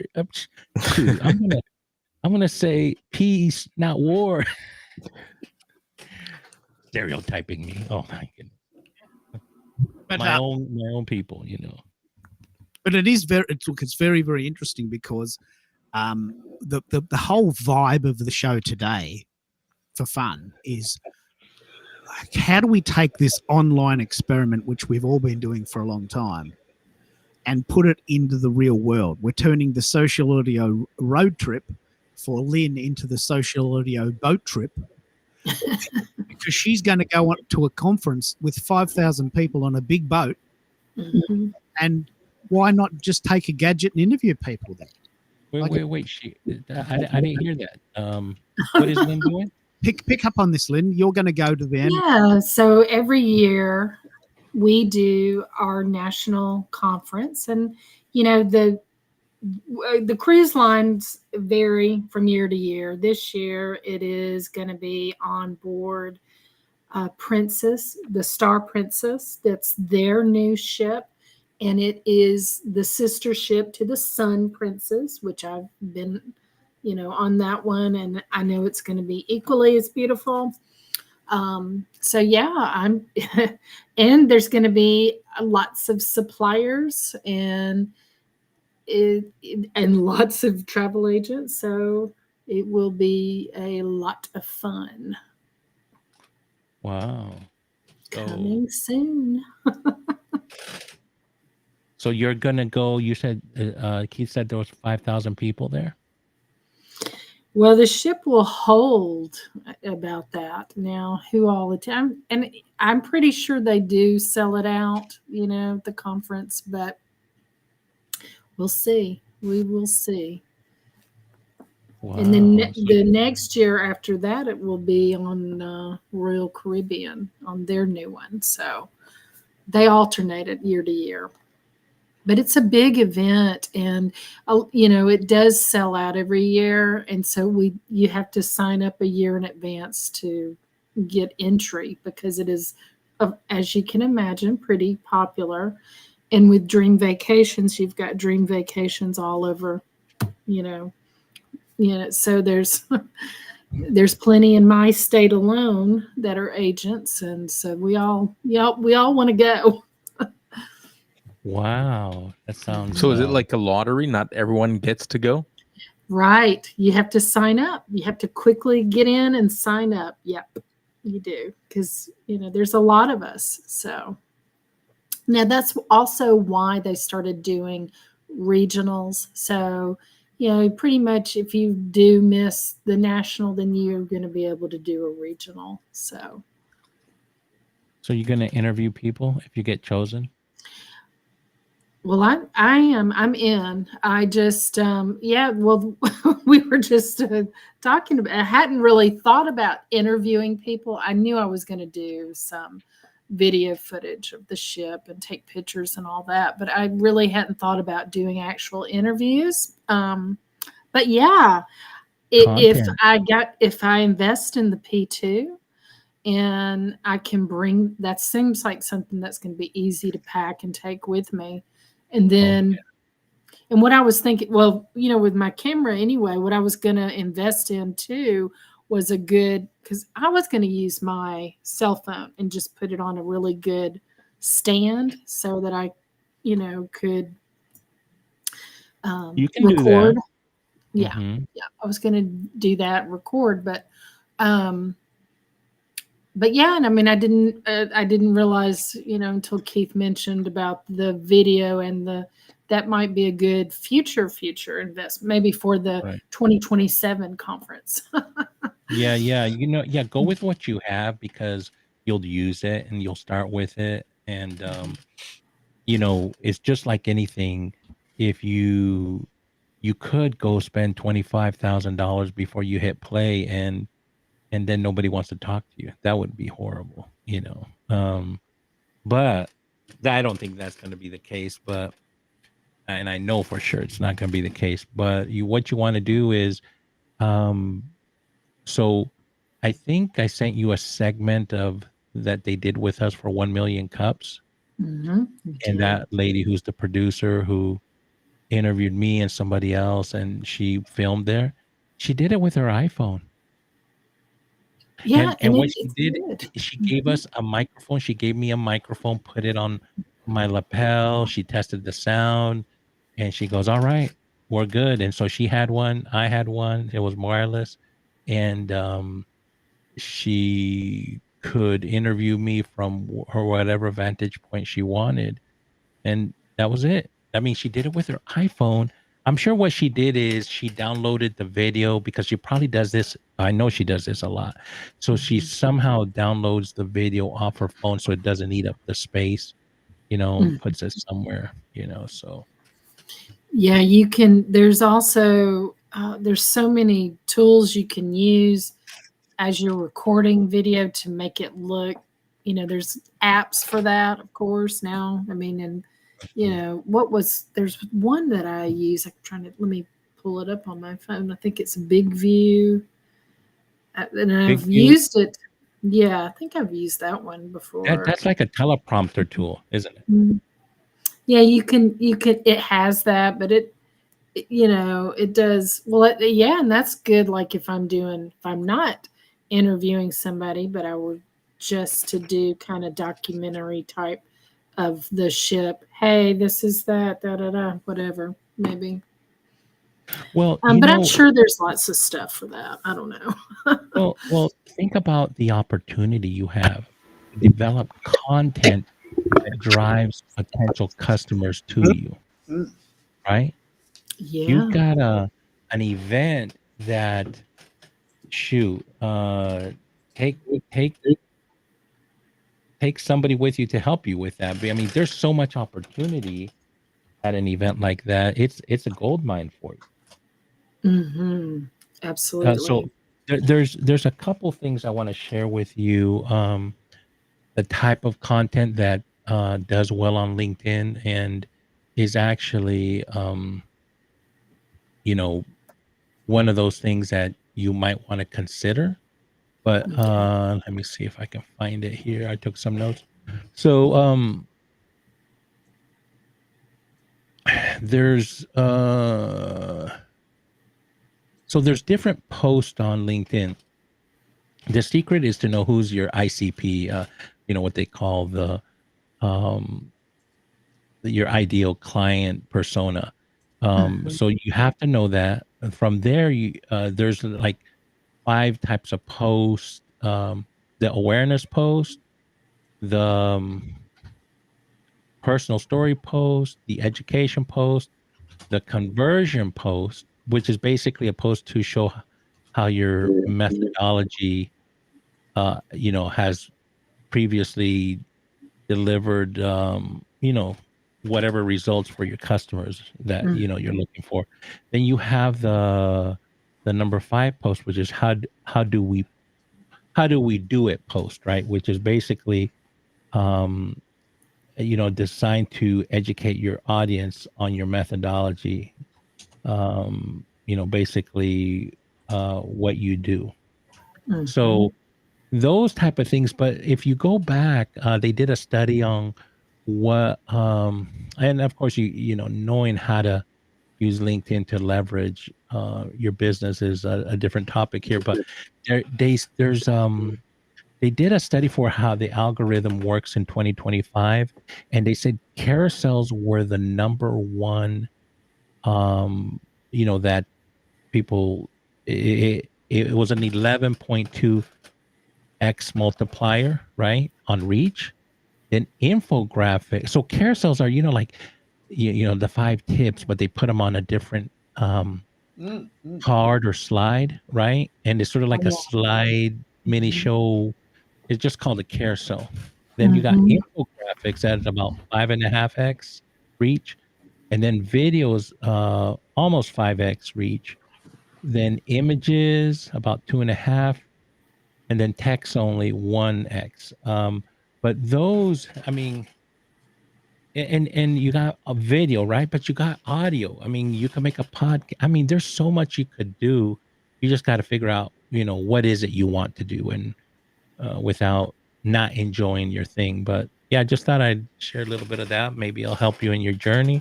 I don't know if you use Facebook, Instagram, or LinkedIn. I'm more of a LinkedIn person. I am more LinkedIn too. I do have Facebook and I use it, but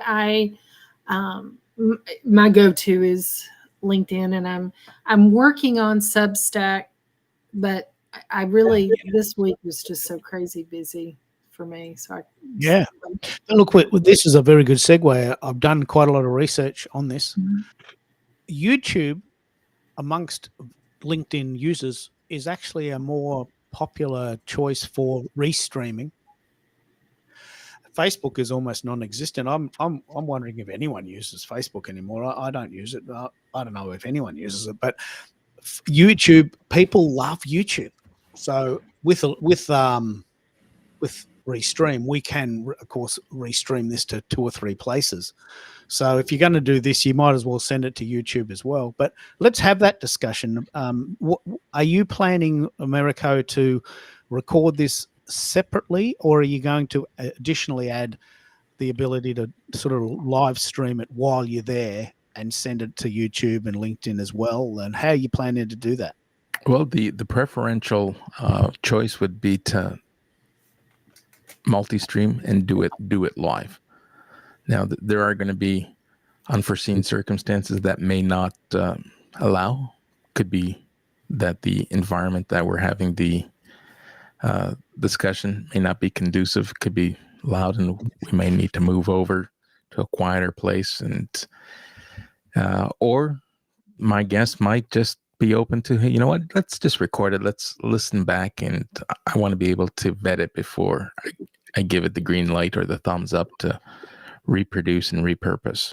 So it's really up to the person or the business or the professional that I'll be discussing the subject matter with. But I am definitely open to live and multi-streaming for the purpose of this and anything else that I do. I think it just has more or a wider lens and a wider reach when you lean into the multi-streaming capabilities, because it's not just your audience, but you can then pair it up with the audience and communities that your guests have, and your reach has the potential to double, or depending on the size, even triple, just from that alone. So to answer your question, live streaming and pairing would be ideal and utopic. Yeah, and it would depend on the thing that I'm really fascinated with, and I'm going to come back to this a lot. Only 1% of people make content. 99% of people are consumers. Most of them are lurkers. So we have no idea who's listening and who's watching and who's doing anything with the content, but we know that people are, because the numbers indicate that someone watched it. We just don't know who they are.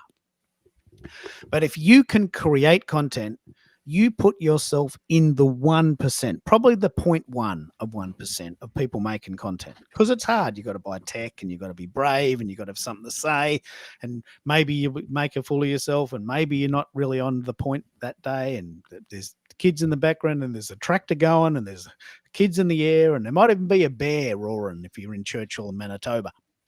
So there's a lot of impediments to making content. But if you make content, you are putting yourself in the 1% of people in the world that do that.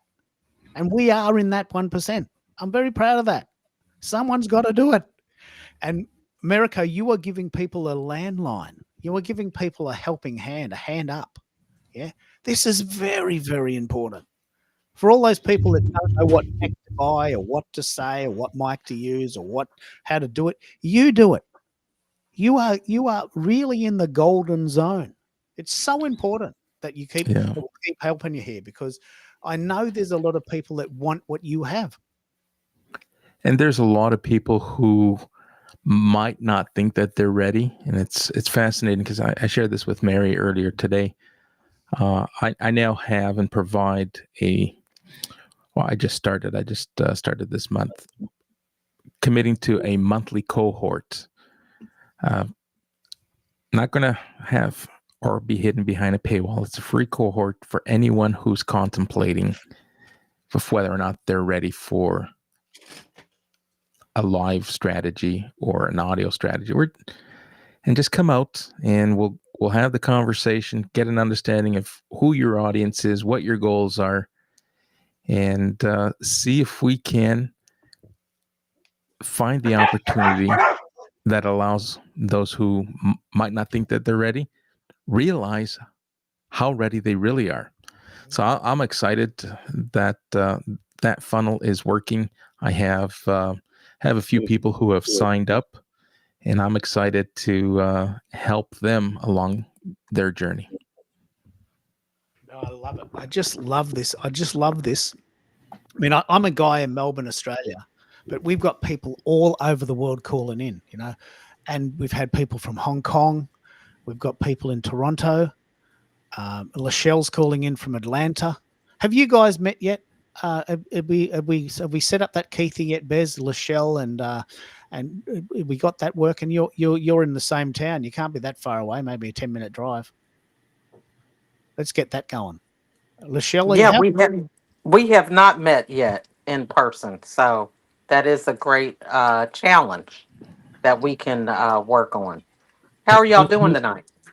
Oh, we're having so much fun. Like, we're talking about a road trip, and we're talking about repurposing. Tell us how you do your content, Lachelle. Do you do most of it online, or do you sometimes sit in a cafe and record people? Or how do you do your content? Yeah, I do a little bit of both. I think the challenge that I have is I have no problem creating content. And if y'all hear background noise, that's nobody but my kids. I'm in the main area making some egg rolls right now. But um, I create content a lot for later, and sometimes later never comes. So I'll do videos and I do a lot of pictures and uh, videos for Google reviews. And I'm very good at doing them in real time, but then it's just later on, it may take me months to post them or upload them or things like that. So I'm constantly creating content. I Yeah. love this. I actually 100% get what you're talking about. My wife's a Capricorn, and she says, "Can't you just do that tomorrow, Keith?" Yeah, well, if I get up tomorrow, I'll have a whole lot of other things to do, and I just won't get around to it. I got to do it now because I'm in the mood and I'm in the zone. So you're exactly right. If you can get it done now, you can create that magic in the moment. But coming back to it's bloody hard, isn't it? There's just so many distractions. So many distractions. Yeah, because I'm the type of person that when I have an idea, I like to take action on it. And Yeah. so, that's a good thing sometimes, but, you don't really think about the whole follow through. So it's like, I don't have time to do, a whole editing session with some of this content, but I feel like in the moment, I want to capture something. But I'm doing better with going back and recreating some of that content. So, like today, it was Actors Day. So I love nationaltoday.com. That's a plug for if you don't have anything to create content on, you can go through there and they have a lot of different random days that you can start posting about. But it was Actors Day. Oh, So I wow. just recently dropped my daughter off to film school a couple weeks ago. So it was a great opportunity for me to post, about her with her acting journey. So it was some old content just from a couple weeks, but it gave me an opportunity to post it based on a particular theme. Oh, I love it. We've been chatting about the road trip, but also a boat trip. So Oh yeah. what Americo's going to do, and let's help him with that. And Lynn's got a variation. What Americo's going to do is he's going to travel around Ontario and interview businesses about the challenges associated with being a business in the 2020s. And he's going to help them get the word out because they probably don't have time to do this content themselves. Yeah. And Lynn is going to now do it via a cruise. Very cool. Just so cool. So Lynn has got lots of cruises coming up for her conferences and she specializes in cruising. And so now she's going to do it via that. So I'd love to hear if you've been out in the field and what gadgets are used to record. Do you just record onto your laptop or do you mainly do it as a live stream? I always use my cell phone.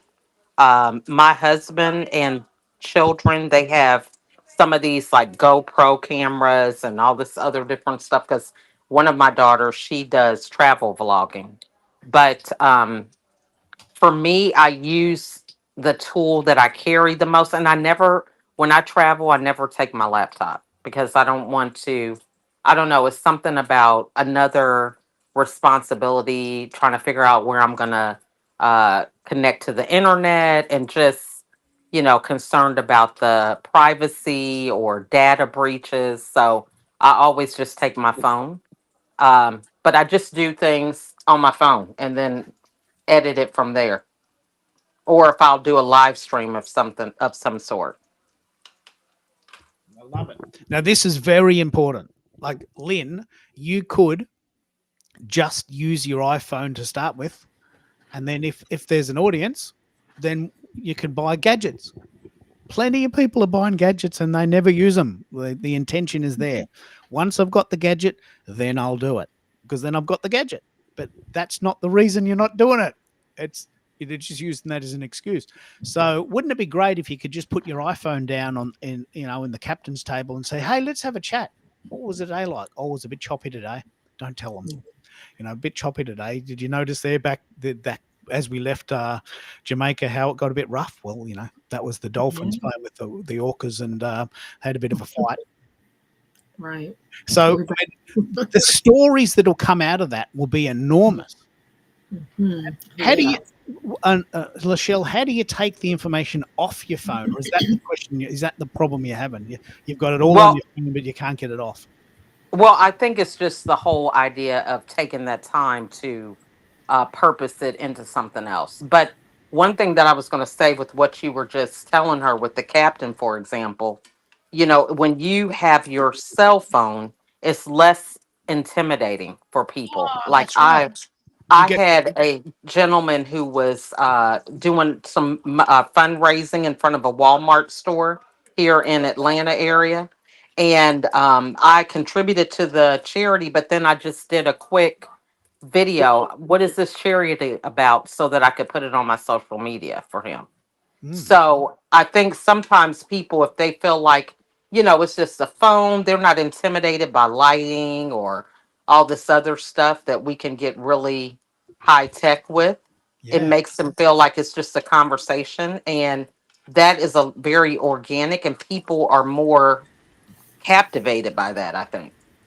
It's more real, it's more authentic.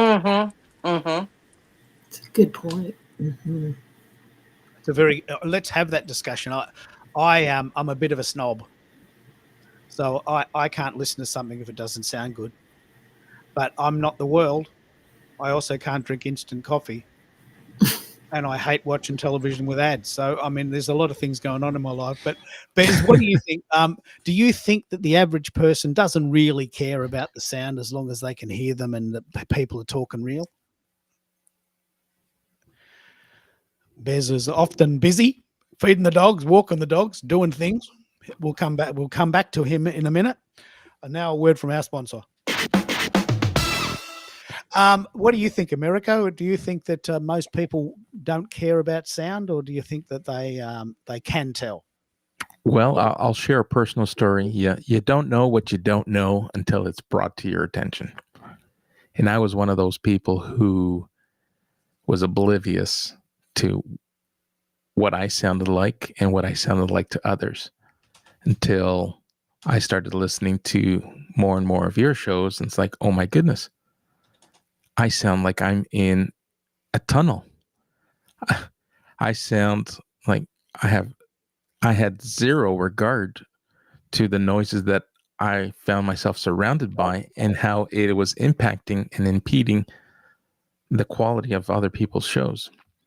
So I do pay closer attention today, but there are instances where some people have to make do with what they have, and I can't accept someone talking into their laptop mic or into their phone, provided that they're coming through with clarity. I can make out what they're saying, and there's no running water and dishes and clanking going on in the background. I can live with without the distractions. And just like that, we lost Keith. I must have bored him with my answer. He's back. Keith, did I bore you to death? Made you jump off, or is this? I'm back. What's going on? How can I help? Well, I believe while you were gone, you agreed to send everyone $100 Amazon gift card so that we can buy more tech. Yeah. Man, okay. The only thing it was by committee. And like there was a qualifying thing. You could not live in Canada because if you went to Cuba, then you're a dirty scoundrel. So we couldn't send you an Amazon. But if you answer the question that you've never been to Cuba, then might be able to hook you up under perjury of law. What is the end? Just joking, man. That my dad loved go there. My mom went there so many times when they used to let people, when they opened it up, they went there all the time. They just loved it. Oh, yeah, they were doing trips there. We had a group of people that would charter a plane and go and stay for a week there, and I just, when it's I haven't been, but I have heard how beautiful it is. So it's beautiful, and it's not gonna lie to you, it's like traveling in a time machine. You are going back to the days. Look, my mom said it's like going back to the 1950s. Like, yeah, I've heard that. My mom said, "Yeah, you're going back in time, like to the 1950s." Yeah, but I like that. Yeah, I grew up hearing stories of what it was like, and for me back home was very similar. Come from a very agricultural community. I wasn't a city boy. We were a country family and a farming family when we migrated. So some of what, when I go to Cuba, I really enjoy taking those excursions off the resort and really seeing and experiencing the real Cuba and spending time with the locals. That's what makes the trip and the entire experience. What's your favorite food down there? Because I'm a foodie, and what did you like? Did you like the black beans, arroz con gandules, or arroz negros con frijoles negros, or the black beans? I love black beans with rice. Okay, all right. Arroz con, what do you call them? Con frijoles negros. Frijoles negros. Yeah. You also have arroz con gandules, but that's a different dish. What about plátanos? You like plátanos or yuca? Like yuca? No, yeah, yuca. Yeah. Yum. So there's a lot of similar staple foods that we use in Portuguese cuisine. Okay. Yeah, so it's fascinating, with the exception of the seasonings and how they season and prep their food. It looks, may not taste the same, but a lot of similarities. So we have somebody in the chat that said she's from Wyoming. She said her name's Kendra Noel. She says, I would love to visit Cuba. We went to Key West. That's the closest I have been. We got to eat Cuban food through, and it we got to eat Cuban food though, and it was delicious. Yes, I will agree to that. It's Well, I'm gonna Kendra's a friend of yours, isn't she, America? Do you want to send her the link? Kendra and I are not connected, so I can't send her a link. But why don't you send her a link and bring her in? I'd love to hear that story. Certainly. I would caution Kendra that if you do visit Cuba, they might not let you back into the U.S. and she's Well, and she may say, well, I'm good with that for another couple years. another 3 in a few months. I don't know if you've seen some of the stuff out there, like people are leaving and finding out how to get visas and move somewhere else and how they're enjoying a different life. And there's some countries give you good money to relocate and then they give you a stipend for so long. That's crazy. I was like, Yep. some of these places were amazing. Hey, we have a huge snowbird community that cohabitate in Florida as well as Canada, and a lot of them are selling their properties. I heard, now this is a combination of both U.S. residents and foreign owners, but there's 24, just over 24,000 properties on the market in the state of Florida. Oh wow. Okay. Yep. But that's normal, or is that higher than normal? It's higher than normal. Okay. Interesting. All right, So- Kendra, I'm going to send you the link if you're able and willing. Come join us. I love Key West. Key West is so beautiful. Yeah, you can get a lot of influence from different Caribbean countries in Key West and down South Florida. It's a good melting pot. Like, oh my goodness! And what about Americo? Tell me about un cafecito. Why are they so damn small? Why are the coffees so small? I have no idea. Because it it's seems that strong. the smaller they are, the stronger they are. Yes. And Have you seen that bit by Fluffy? The guy that was down in South Beach and he got mad because they brought him a little dinky, little cup, and he was asking for a coffee, and he told the guy, I'm big, bring me Wow. like a coffee, like a real, and he did not know how strong it was. It was strong. we have we're notorious for being picked out of a tourist crowd when Canadians go down to any destination and ask for a Canadian coffee. It's like, when did Canada start growing beans? It's like, what do you mean Canadian coffee? I've never heard of that. So you guys have your own coffee? No, we don't. We don't grow coffee, but Oh. for some reason we refer to the the percolated stuff that we're used to here, and we'll say can I have a Canadian coffee? It's like, yeah, but Canada doesn't grow beans. What do you mean Canadian coffee? Then you have to explain to them Yeah, what but it is. a lot of people love those strong coffees. Man, My worst experience, I wasn't expecting. There was an air. I can't drink espresso now. Ever since I hit 40, if I drink an espresso, I get so wired. I won't sleep for days. There's so much caffeine. But Turkish coffee. Have you ever had Turkish coffee? Yum. no. How is it? Is it Well, black bitter? It is so black, and it is so thick. You need a shovel to finish it. So they call that mud. Yeah, that mud. I was not prepared for that mud.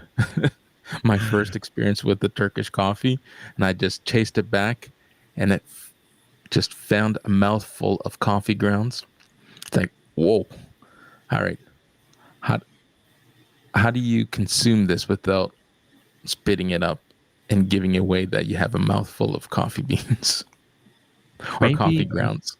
maybe it's I don't know, you guys. Maybe he's supposed to chomp on it and chew it. Anybody Hey, have comment on that? I've eaten roasted coffee beans and they're delicious, but was not expecting the mud in my beverage. You know, anybody have any interesting coffee on this panel, like Lachelle? Anybody? I mean, I've had Vietnamese coffee. That's good. I like it. Anybody else have Ooh, coffee? I haven't had Vietnamese coffee. That does sound good. I bet it Chocolatey, is. isn't it, Bess? It's very chocolatey. Yes, the one I buy, it's sort of yeah, but it can be strong too.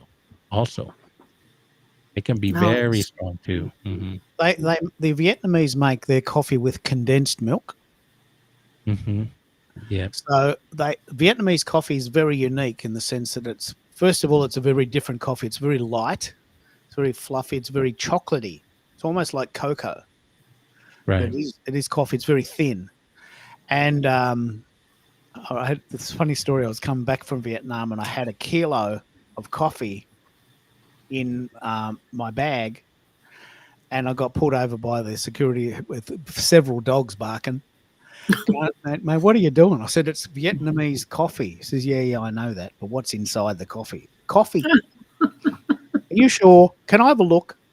So in the middle of a crowded airport, like 3 dogs barking their head off in Vietnam airport. Hanoi, was it Hanoi? Hanoi airport.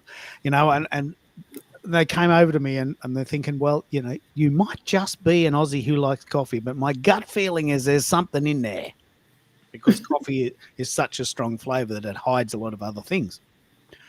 So luckily I got out of Vietnam, but look, it was touch and go there for a while.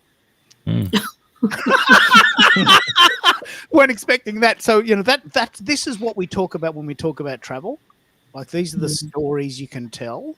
We've been to 25 countries. So, you know, there's 25 different stories to tell. They've got different money. They've got different food. They speak different. They've got a different lifestyle. They've got a different pace. They view the world differently. So, yeah, Vietnam's a very interesting place, and they make this Vietnamese coffee with condensed milk. It's very thick. It's very sweet. Is that the one you had, or have you got a different story? Yes. Yeah. There's a international food mart here in Atlanta. There's one in where my mom lives in Austell. I think there's another one in Buford Highway somewhere up there. But yeah, I go there and I can buy a packet, you know, that has a lot of little small packets of Vietnamese coffee. My brother sort of introduced it to me. He loved it. He just you can get the sweet one type, but they also make really strong coffee too. And so it's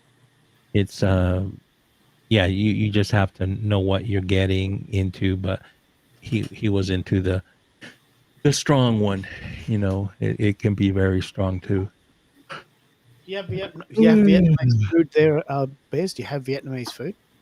Dude, in Atlanta, we've got everything. Oh, that's good, because that's one of my Yeah. favorite food. There's this really cool lunch called a banh mi, like a sandwich. Do you have those? They're very popular here. There's one in every suburb. Banh mi, they're called. They're like a little sandwich. Oh. I mean, Lachelle, you're in Atlanta too, aren't you? Yes, I'm here in Atlanta. That's what I'm saying. We have to We connect need to meet up. sometime. Yeah. Yeah. Heck yeah. hmm What I'm in part of Stockbridge area. I'm in Stockbridge. Stockbridge? Okay. So my mom lives in Austell, so I can probably start. I'm trying to think. Stockbridge is on the west side of Atlanta. No, we're actually south of the airport. Oh, Yeah, okay. we're on seven, close to let me see what's down below us. Is Like, going to Joan? Jackson, Macon. Okay. Yeah. Okay. Okay. Gotcha. Oh, Gotcha. Stockbridge. Mm-hmm. Well, we're gonna have to connect one day and take what does Keith call him? A keefy? A Keithy. Yeah. Now, where are you located? I'm in well, my mom's in Austell, but Hmm. I'm located my county touches North Carolina and South Carolina. What is the Oh, name of that county? I have no clue. All right. Um, what is Rabun County? Okay. Yeah. Awesome. So, or where Okay. is Rabun County? Yeah, Rabun County, and where don't tell them to put their seatbelts on, and don't tell them they can't have a gun, because you know they Hmm. uh, they will tell you like everyone. Check this out, Keith. So we lived in California. We didn't have any guns there because you had to put the bullets in the left tire, in the front left tire, and you had to put the gun in the back right tire and enclose them, lock them up.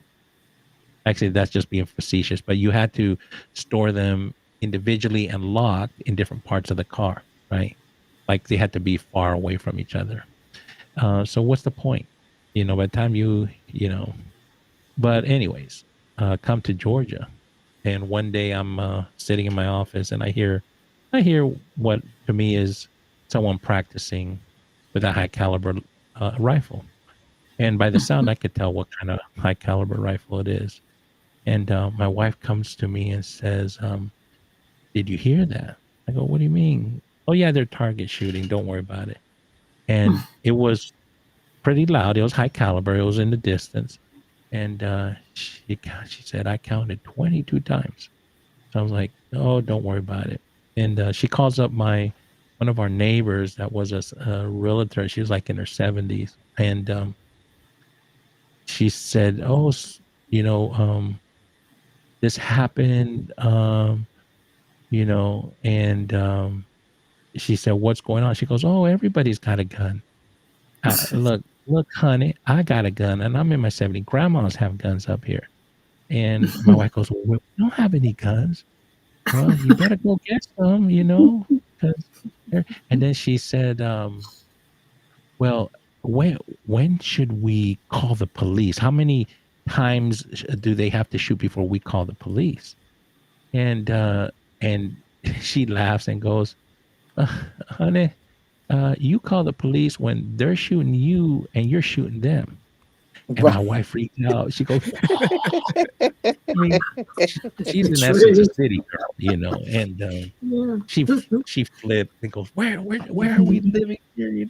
And we're living in an undisclosed area, evading the FBI and a bunch of 3 and 4 letter agencies, and that's all right. We're gonna. I feel you. That's exactly how it is over here with us because we live no street lights, and we just hear shooting between the neighbors and us with my husband.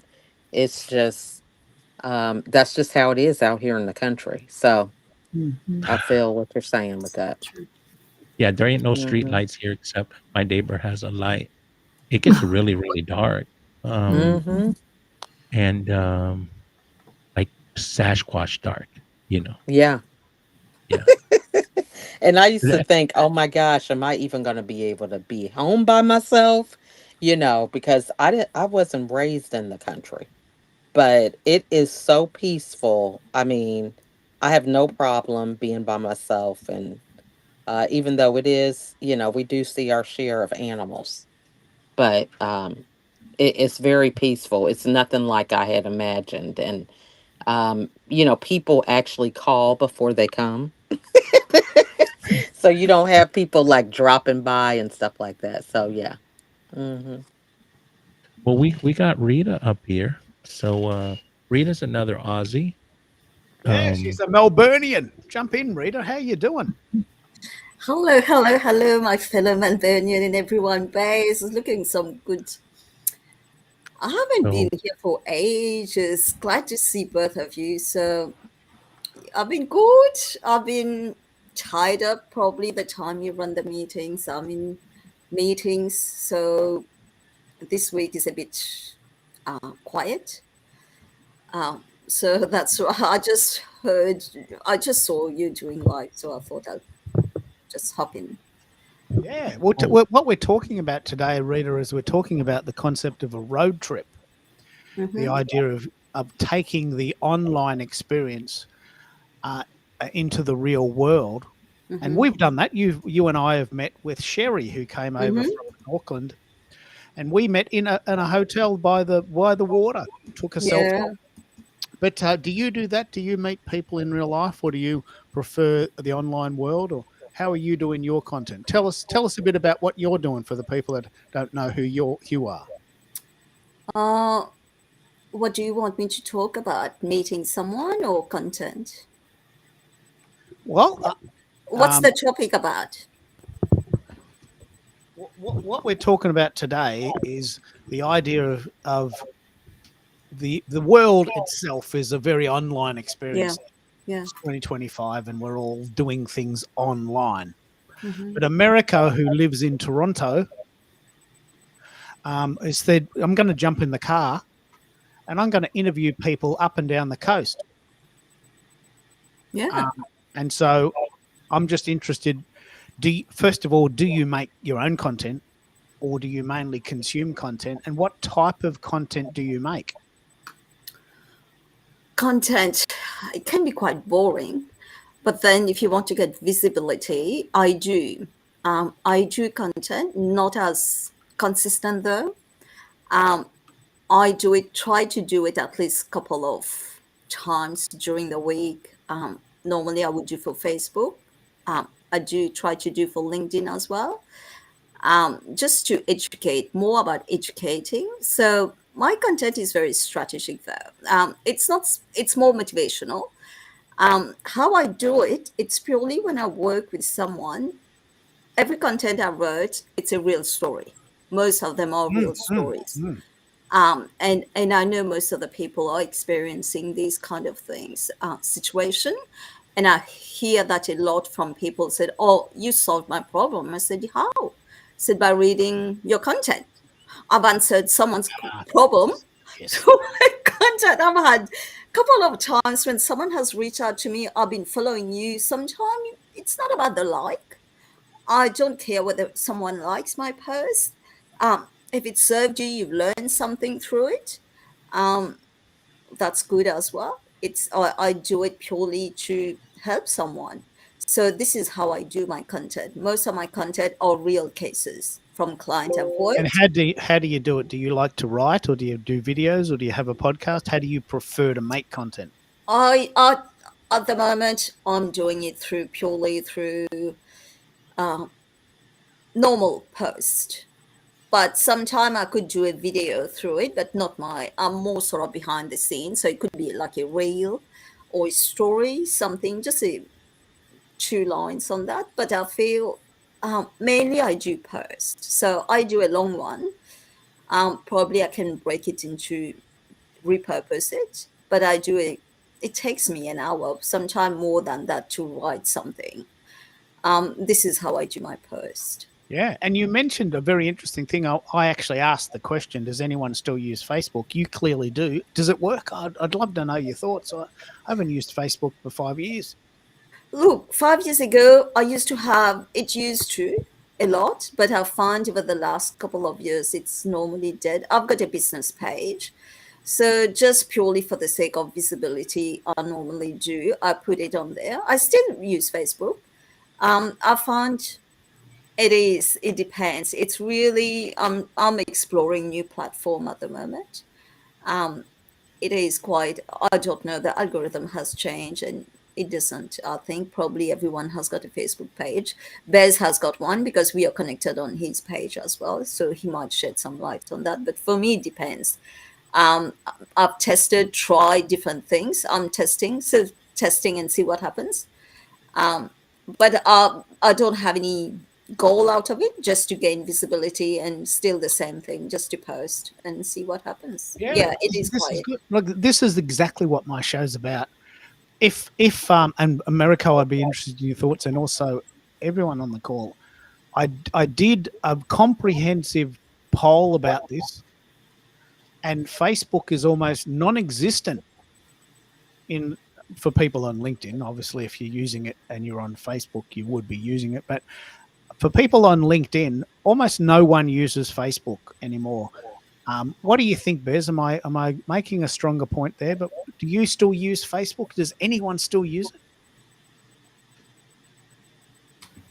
Bez or America, you jump in while Bez is feeding the dogs or doing something else. What do you think, America? Do you still use Facebook? Has it got any merit at all? Is anyone getting any kudos from that? I have a Facebook business page that gets close to zero engagement, and I haven't been able to grow it. I hear from when the last time I read and did some research, Meta and Facebook still the top grossing platform from a ad revenue and ad spend perspective. I find that hard to believe. Wow. People are spending money there. People spend, and maybe the advertising is affordable and people are willing to drop a few bucks.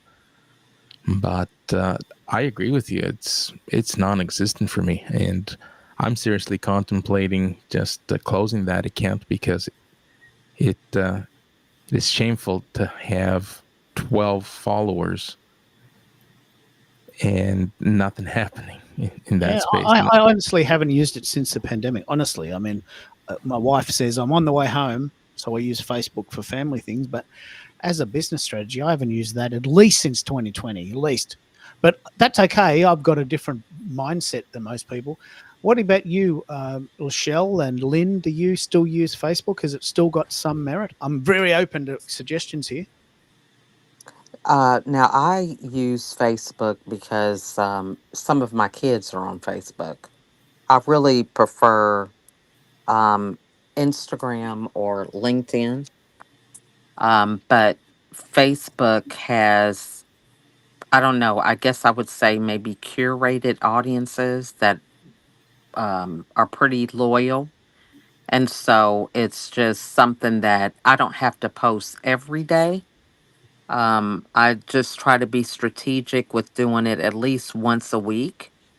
Um, but it's really for me just building deeper relationships because when people make comments, usually I have people that I haven't spoken to in a while, and they'll make a comment, and then I will reach out to them in the direct messages and, hop on a call or, just check in with them to see how they're doing, what ways I can support them.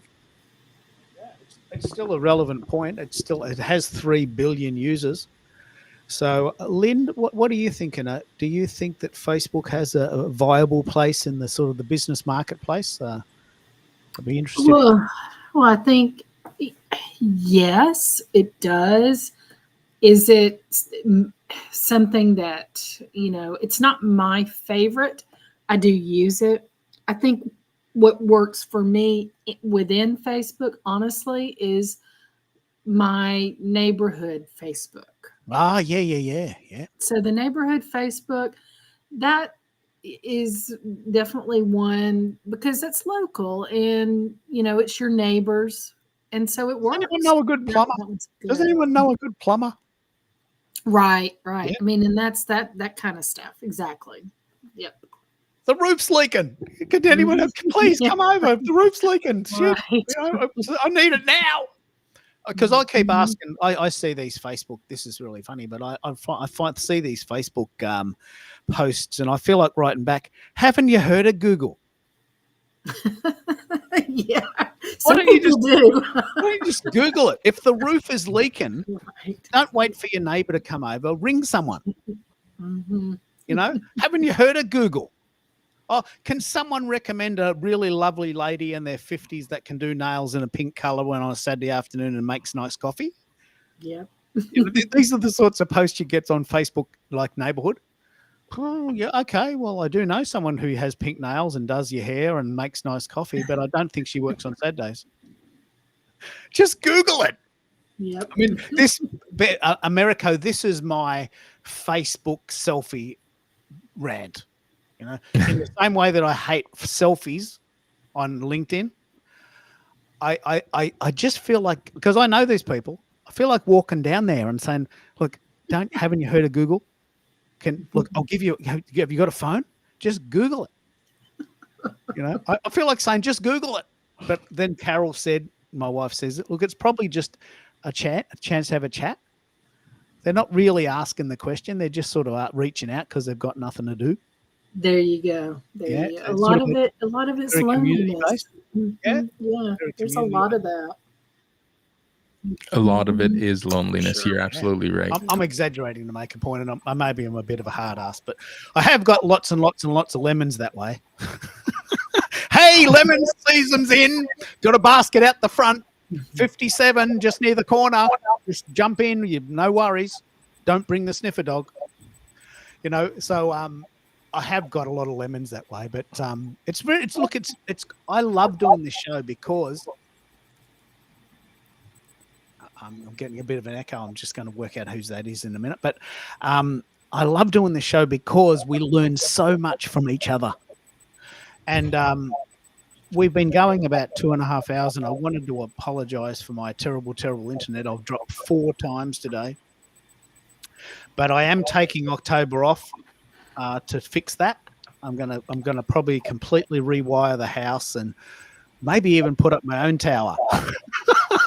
I just can't stand this internet we get here. But don't forget to go on Facebook and ask if anyone knows a good that's electrician. Right. Does anyone know an electrician that can fix my internet?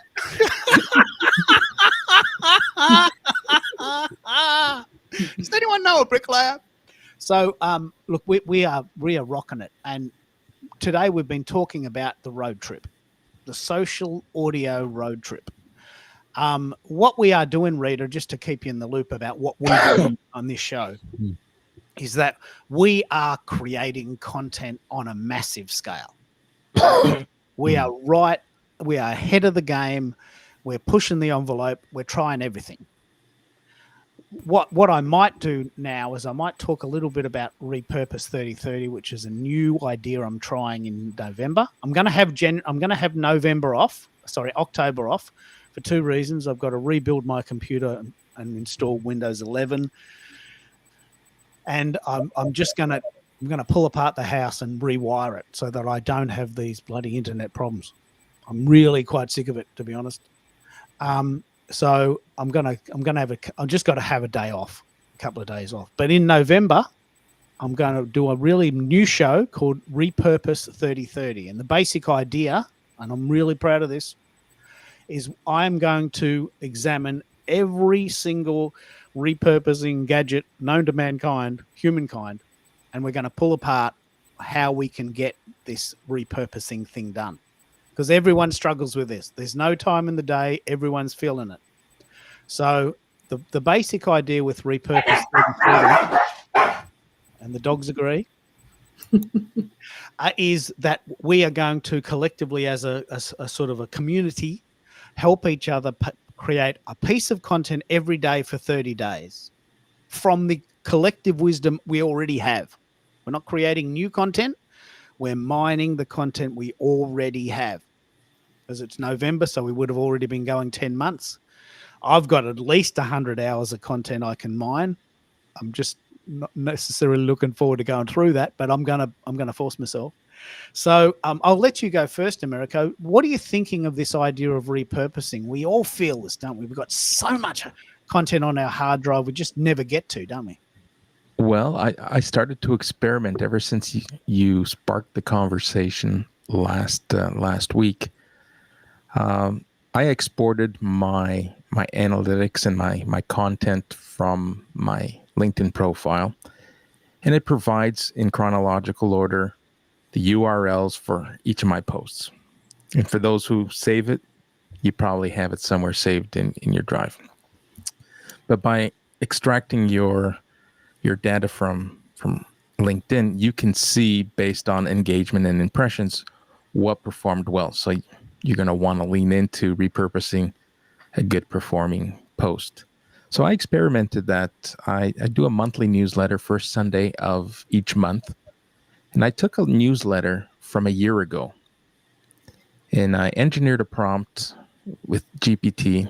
And I said, because my my GPT agent now is trained on my brand voice. So I entered in a prompt. Here's a newsletter from last year. And based on my revised brand voice, can you refine this for me? And I put in last year's newsletter, and it came out with a revised newsletter that speaks to my brand voice of today. And it changed the newsletter quite a bit. And I posted it yesterday, and it got some really good engagement. Actually, better than last year's newsletter. This is the exact story I'm telling. So if we've been diligent and we've been creating content, we'll have stats, and you'll go back and you'll say, "Wow, I didn't know that post from March 3rd had 13,000 impressions. What happened there? Let's do that again." That's a big one. One particular show's had 13,000 replays, and I'm thinking, well, how did that happen? Let's try and do that again. So by going through the stats, you know, is it the topic? Is it the timing? Is it the guest? Is it the collective wisdom of the people on stage?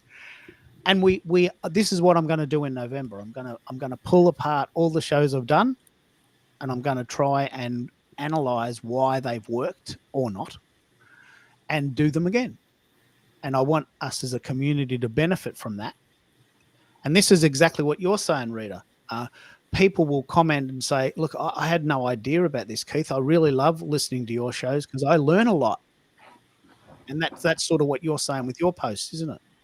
Yeah, that's correct. It does. And it's validating what you're doing. Like, I've had posts which I thought sometime, I like your idea, and go back to those posts. I've been doing that as well.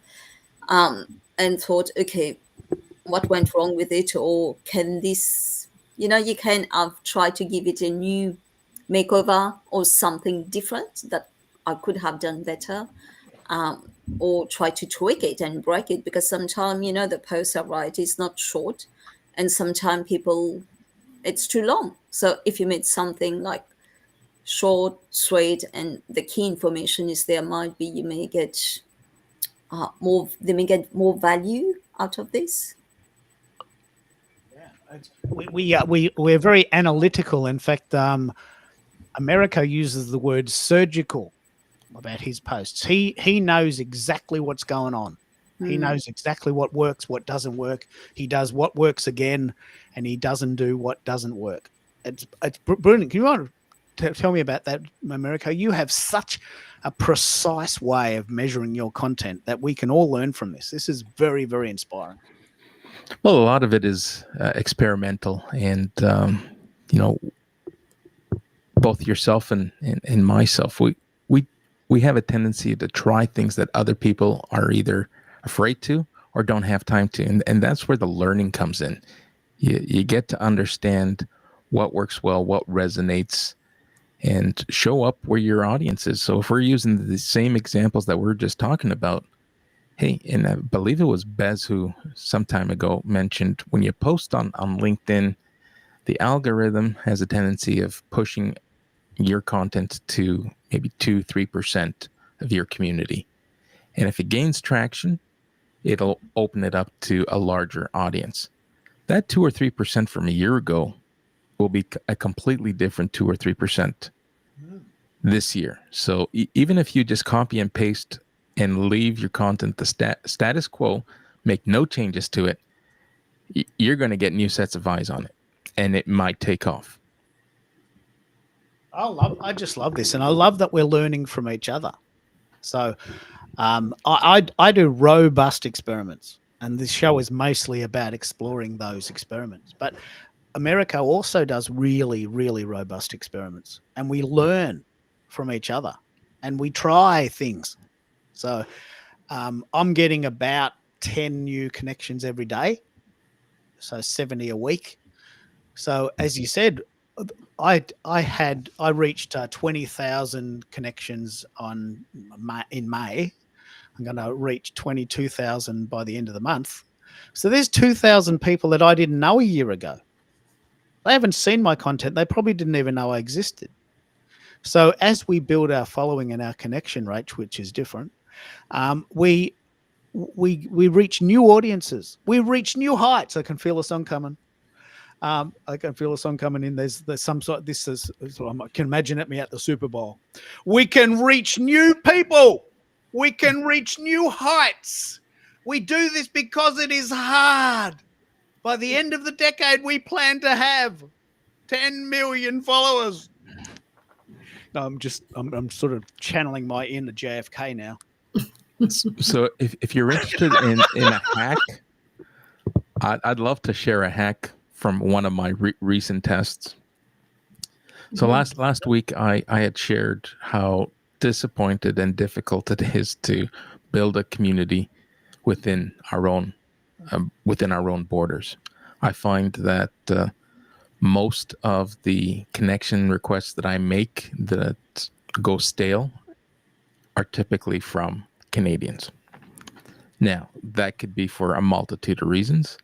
So I try to figure out a way, how can I grow my community with intent, with purpose, and leaned into what was once said by LinkedIn themselves. I can't tell you where or reference and give you a reference to when it was published, but LinkedIn themselves considered themselves no longer being a platform, but being a search engine. And in the search field, if in parentheses, if you type in your niche and who you're targeting. So for instance, I mentioned earlier, I'm looking for coaches, consultants, and authors. And if I search coach in parentheses and founder in parentheses, so both words in the search bar, and you click search, it's going to bring up all the activity from those keywords. I then filter it by, instead of people, I filter it by posts, because those are the most active or most recently posting. If you reach out to those people, because they've recently been on and posting and engaging and active, I tried it over the weekend and my acceptance rate went through the roof.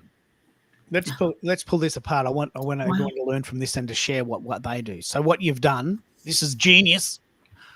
What you're doing is you're connecting with people that have actively posted, say, in the last 7 days. In the niche that I'm trying to grow my community around. That's right. So they're not only in your niche, but they're active on LinkedIn. Right. And because they're active, they're going to see your invitation and they're probably going to accept it. Right. So in the past, I was searching by people. Now I'm searching by those people, but I'm searching by post. And it'll give me in chronological order or reverse chronological order the most recent post for people. That? Let me pull up a screenshot and I'll send it to you. Okay. So you this is while you're waiting for that, let's have this discussion. Do you actively search for people to follow and connect with? And if you do, how do you do it? Because I've got a strategy and I'll share that with you in a minute, but I want everyone else to go first. Bez, what's your strategy for getting new connections? Do you have a connection? Do you have a strategy for that? Yeah, I just, one of the things, share some stuff, comment on people's posts. I haven't been very active on LinkedIn the last month or two, just, during my summer hiatus, but I'm about to go, because, I have a little career coaching program. I have a couple cohorts and I really haven't launched. So I'm working on building my email list. And then I'm going to launch. I'm probably going to do a workshop coming up here in the next week or two. Sort of get my, a little bit known in that area and invite people into my program. But yeah, I'm on LinkedIn. I typically have done posts, but I'm re-strategizing and I'm not just doing any type of post. I've been doing research. I'm going to be very intentional what I post, how I post, and I'm going to do things that actually move the needle. So I'm going to be doing a little bit more experimentation on some of the research I've done of what's working right now on LinkedIn, how's the algorithm acting, and go in on that. Now that means I might not post as much, and like everybody wants to post it once a day.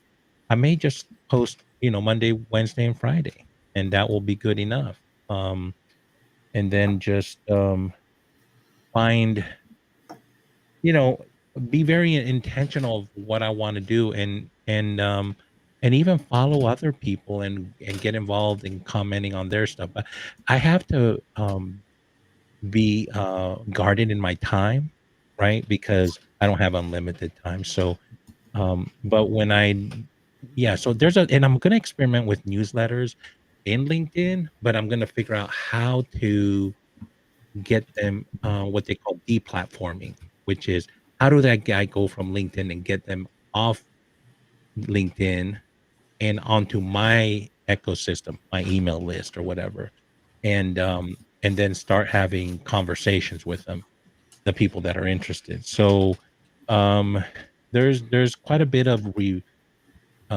reverse engineering and breaking down what I knew to be true, and I'm trying to make sure that my hypotheses are being challenged, and I'm learning new things. So I'm sort of going through a little bit of that right now. So if you don't see a lot from me now, don't worry. I'm Oh, I'm I in love stealth this. mode now. I Yeah. love it. I just love it. I specifically want to hear down the track how you go with email marketing. I've worked out my email marketing mojo. I have at one stage had 60% of people open my emails, That's which, good.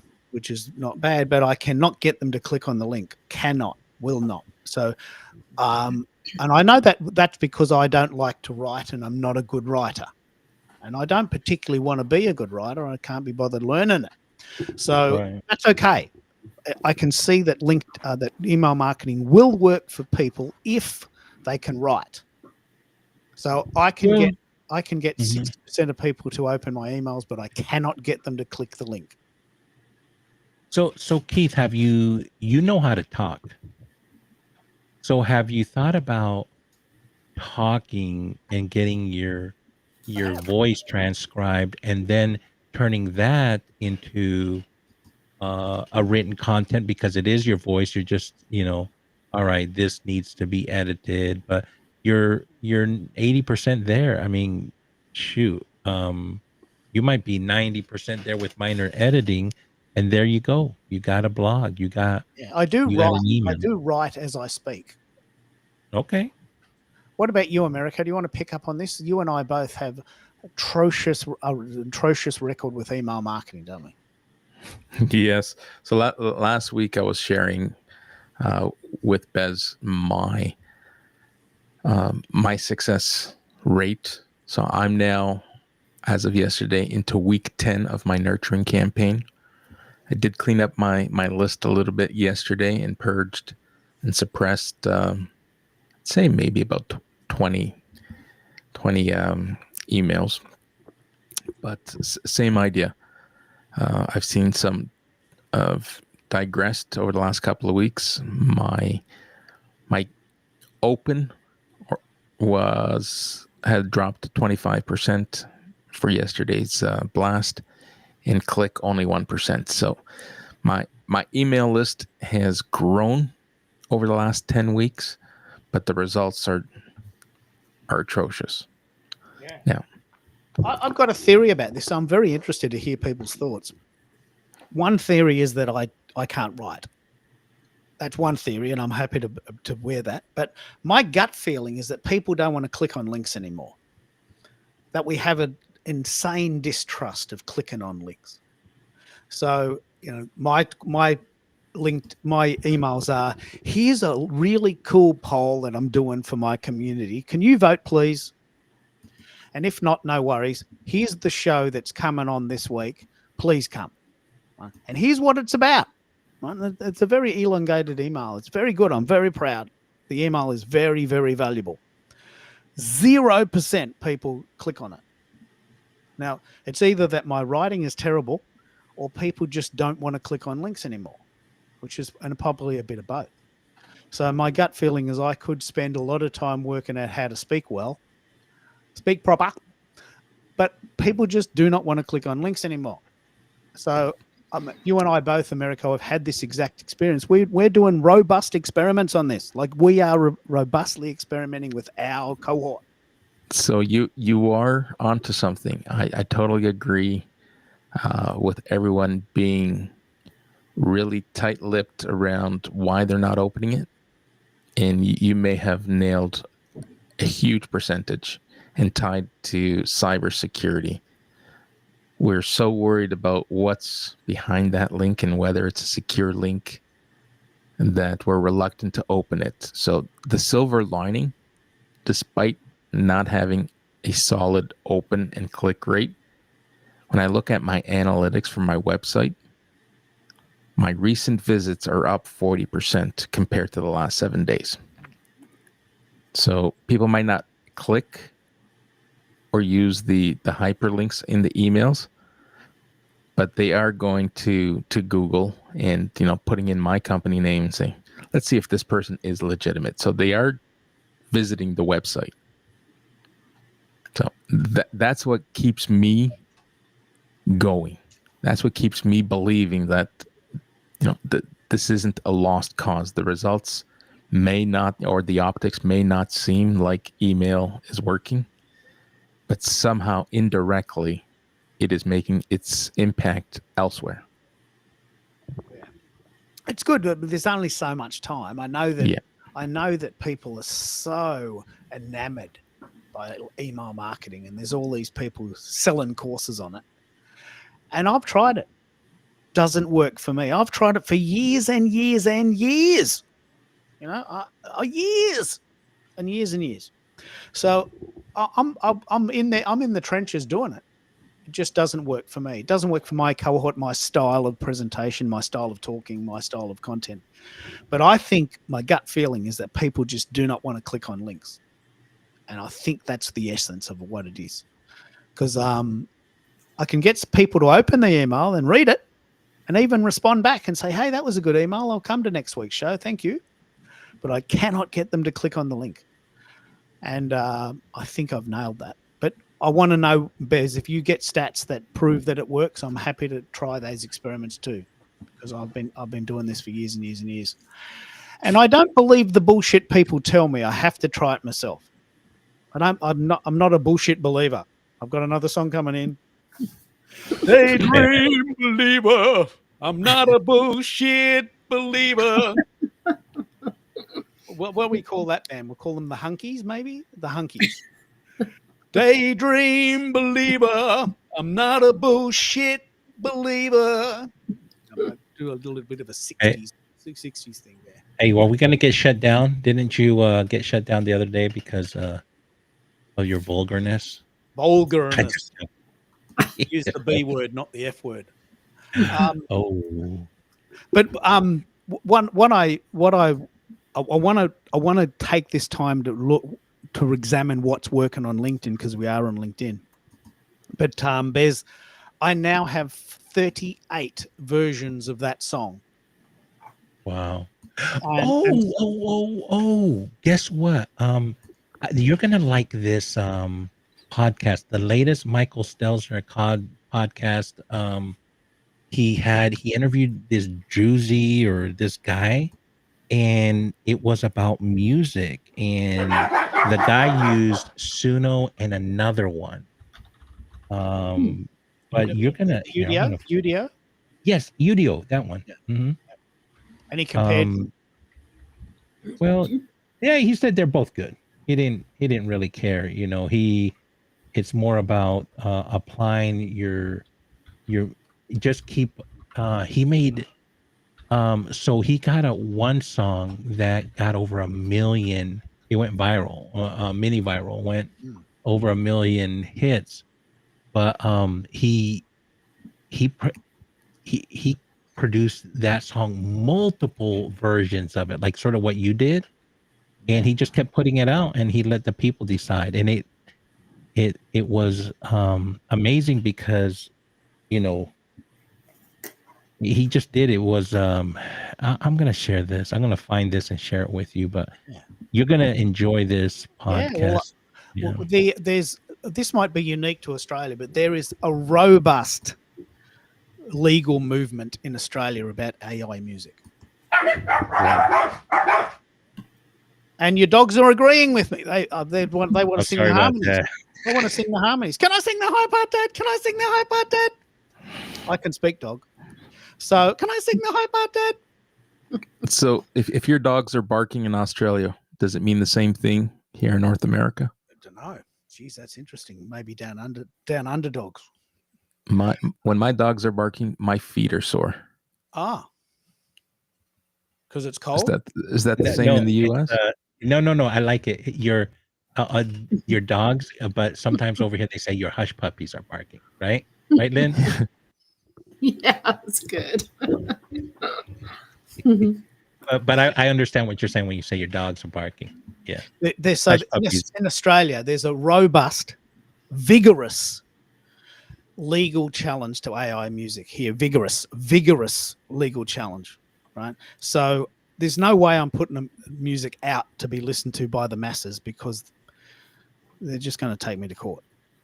Right? So in Australia, vigorous AI debate. Is it even legal to steal other people's stuff? And is it stealing? So what I'm doing with Suno for fun is I'm attempting to create a sound to see if I can. And I can. I know exactly how to do it because I've got a music theory background. But is it right to do it? My wife and I fight about this almost every night now. She says, no, Keith, it's not right. I said, well, it's there. It's being used. What's going on? So we in Australia are having a vigorous debate about the ethics of AI music. Otherwise, and in other parts of the world, they're doing it and getting 1 million views, 5 million views. Well, I'm not doing that because there's huge legal complications here in Australia with this. And they'll sort it out in a couple of years.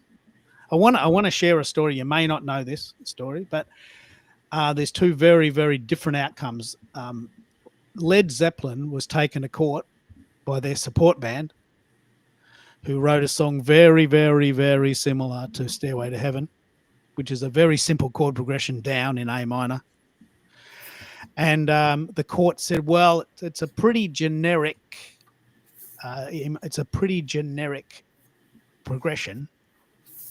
And to be honest, it's actually a rip-off of a 15th century classical piece by Telemann. So we're not going to win. You don't win. And Led Zeppelin won the case, and Stairway to Heaven now is a rock song that they can claim to be their own. But what you may not know is that Men at Work, whose most famous song is Down Under, that particular flute line is actually a nursery rhyme called Kookaburra Sits in the Old Gum Tree. And the company that owns the copyright to that took Men at Work to court and won. Now, every time that song is played on the radio, they get 50%. And what happened as a result is that the band split up. And I'm not going to take it any further than that. There was a couple of other really major things that happened, but I'm not going to say it. But the band split up. They said, well, what's the point? What's the point of writing songs if we're just going to give our money to everyone else? It's just a bloody flute line at the start of the song. Kookaburra sits in the old gum tree. If you listen to it really carefully, you can hear it. But of course, they didn't hear it. They were doing a gig on a Friday night at the local pub. They were just having fun. So they lost that copyright case, and 50% of their income that they get from that song goes to this publishing company that owns the rights. Might not be 50%. It might be 5%, but it's the principle. And so they split up. They've never performed again since that day. So in Australia, we have vigorous laws around this.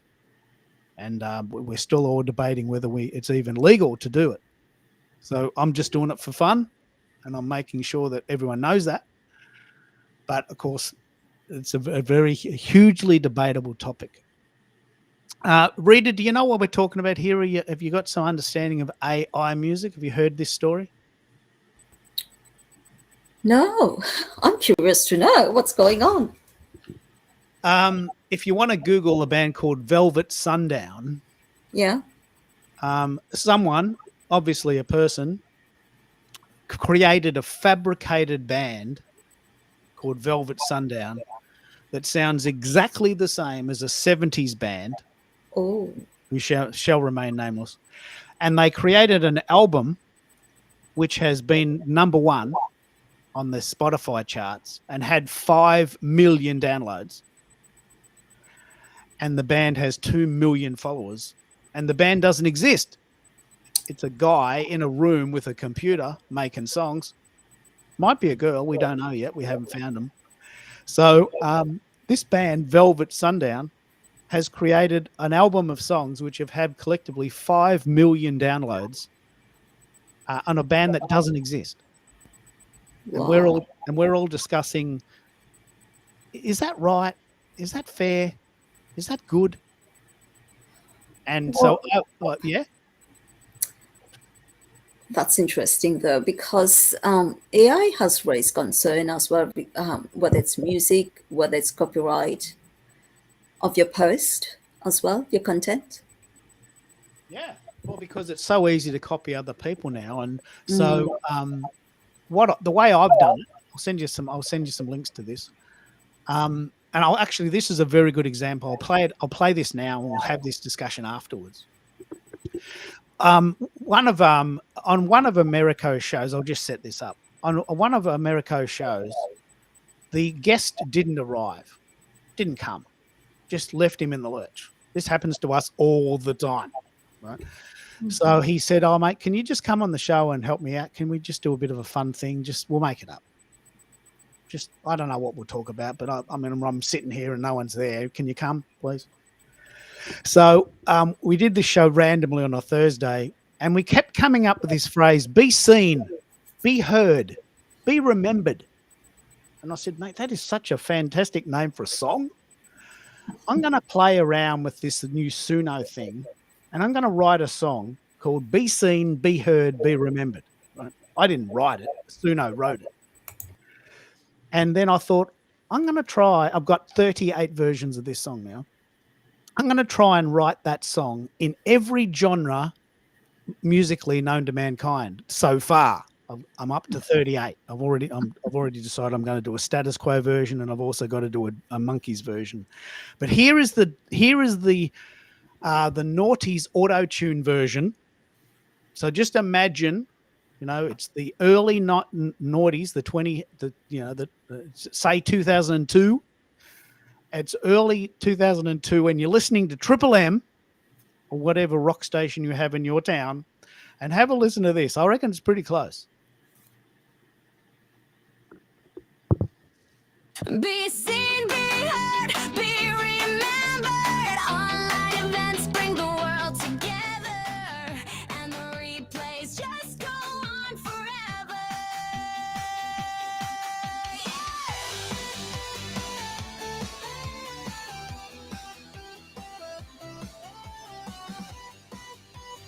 Just go on forever. Sing it with me. The live streaming tech is ready. The mic and studio are set. The audience is here and can't wait. It's a show they will never forget. Hearts are racing. This is the moment, the one we've been waiting for. Be seen, be heard, be remembered. Online events bring the world together, and the replays just go on forever. Yeah.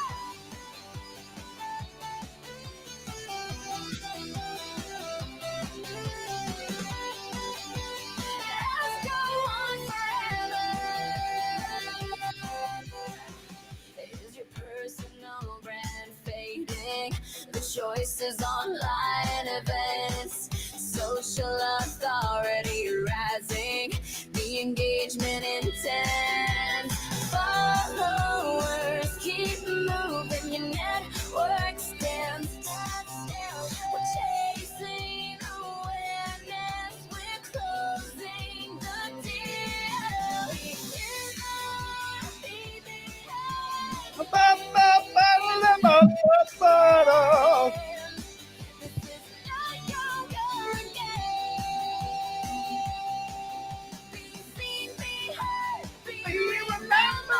online events bring the world together, and the replays just go on forever.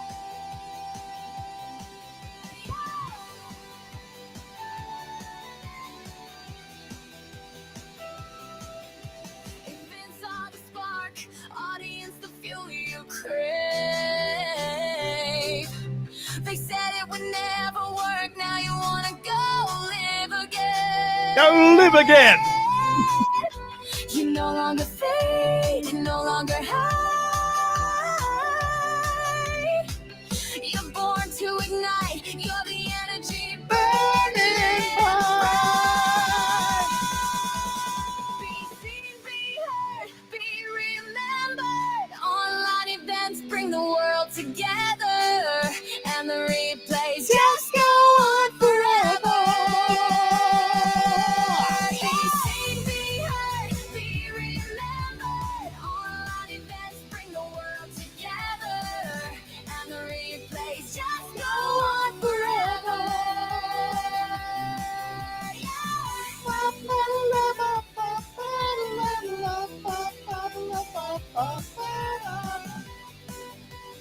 Just go on forever.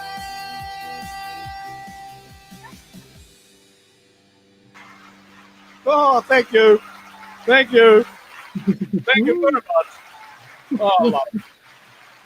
So that was created yesterday by Suno on an inspiration for trying to recreate the noughties. Now, pretty accurate. I sort of saw myself there on an American Navy ship in a mankini. You know that film clip I'm talking about. If you know, that was it. That was it. It was Auto Tune 101. Right now, I can do it. I know how to do it. I can teach it. I'm very interested to hear this podcast about it, Bez, because I'm doing it every day. But Milli Vanilli.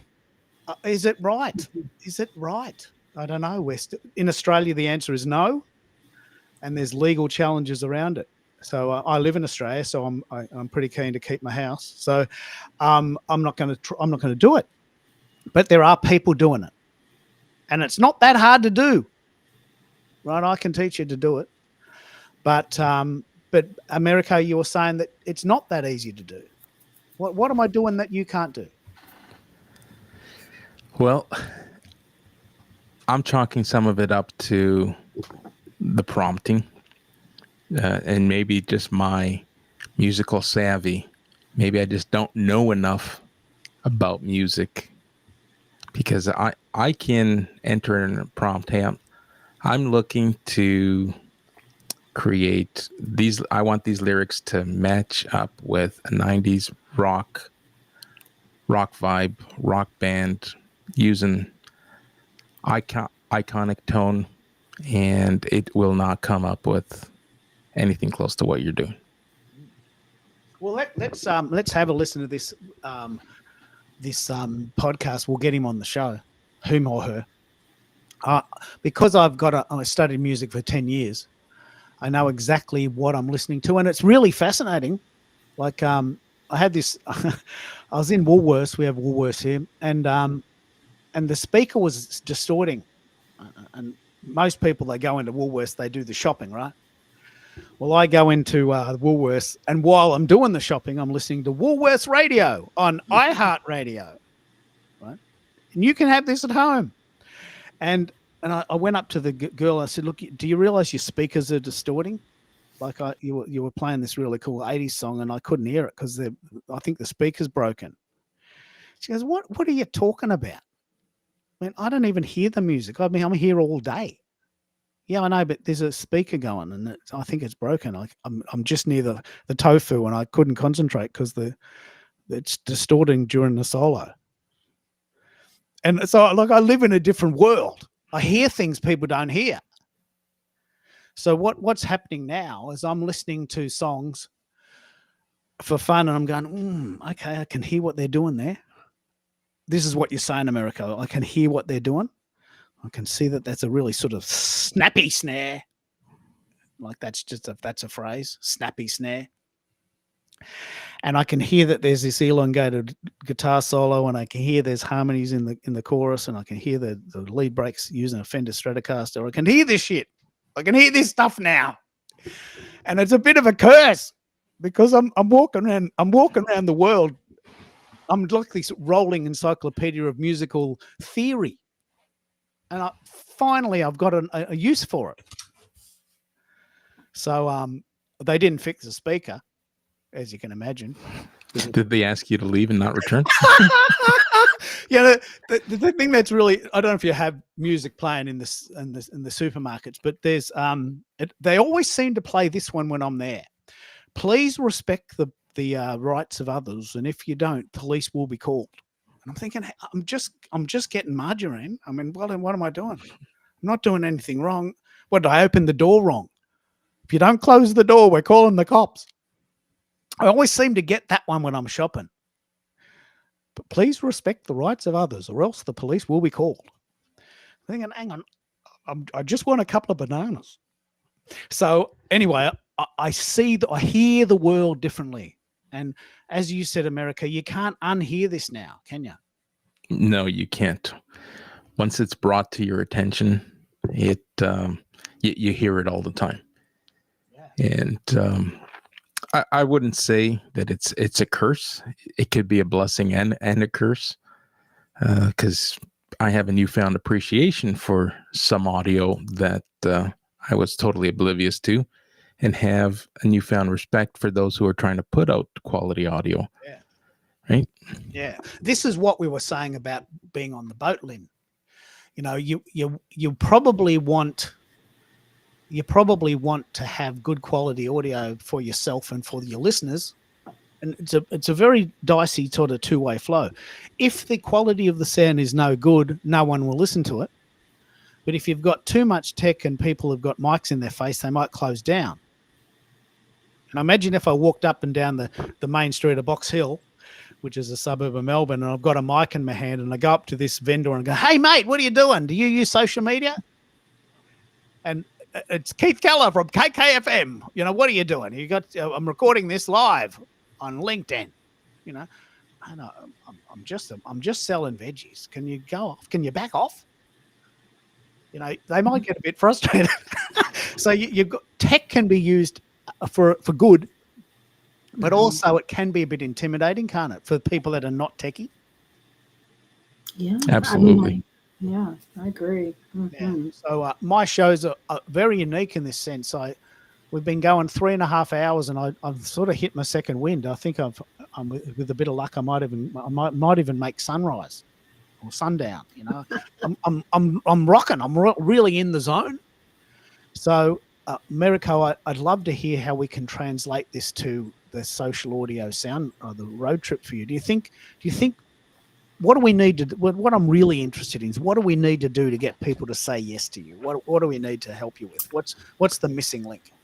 Well, here's what I gathered this episode and during this conversation, that I have to be open to not overwhelming people with my offer. So I've already checked out on Amazon. Hey, can I get some mics, and can I get a Bluetooth adapter, and if required, can I do something just with my mobile device?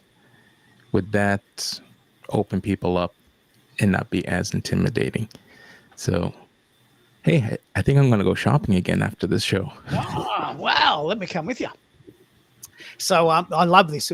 first of all, let's drop back. What can we do with what we already have? Let's just put an iPhone on the table and see what it is. I've done this. Sounds shit, but it doesn't. People speak what people speak. People talk.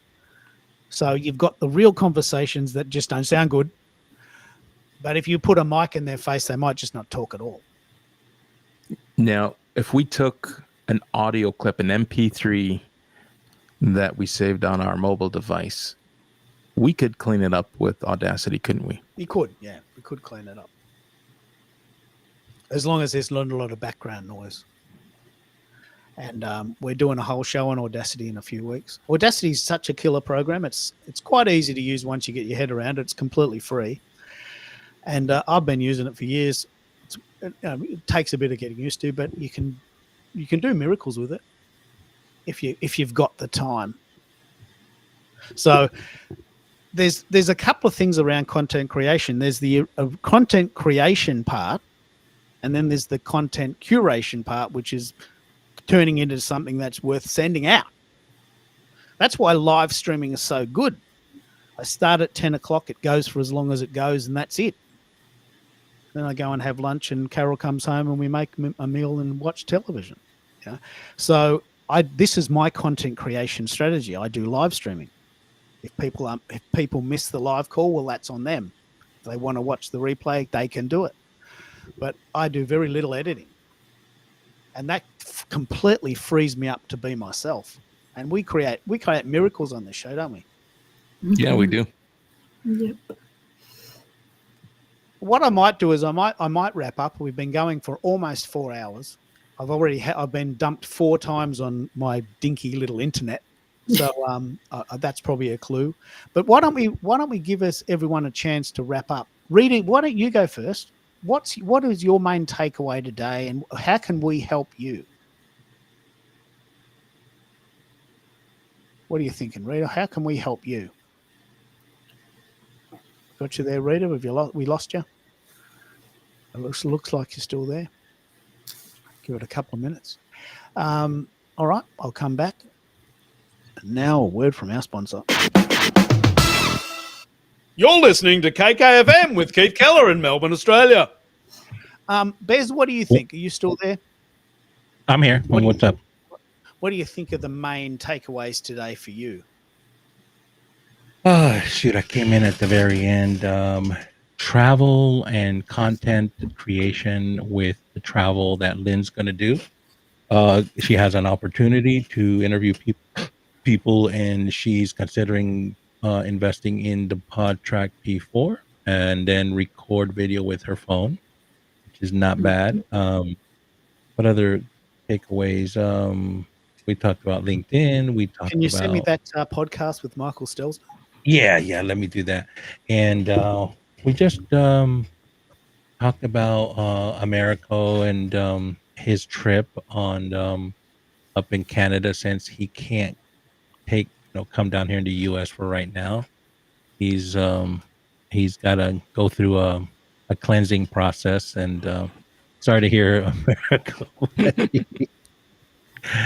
But we down to here in the Guantanamo.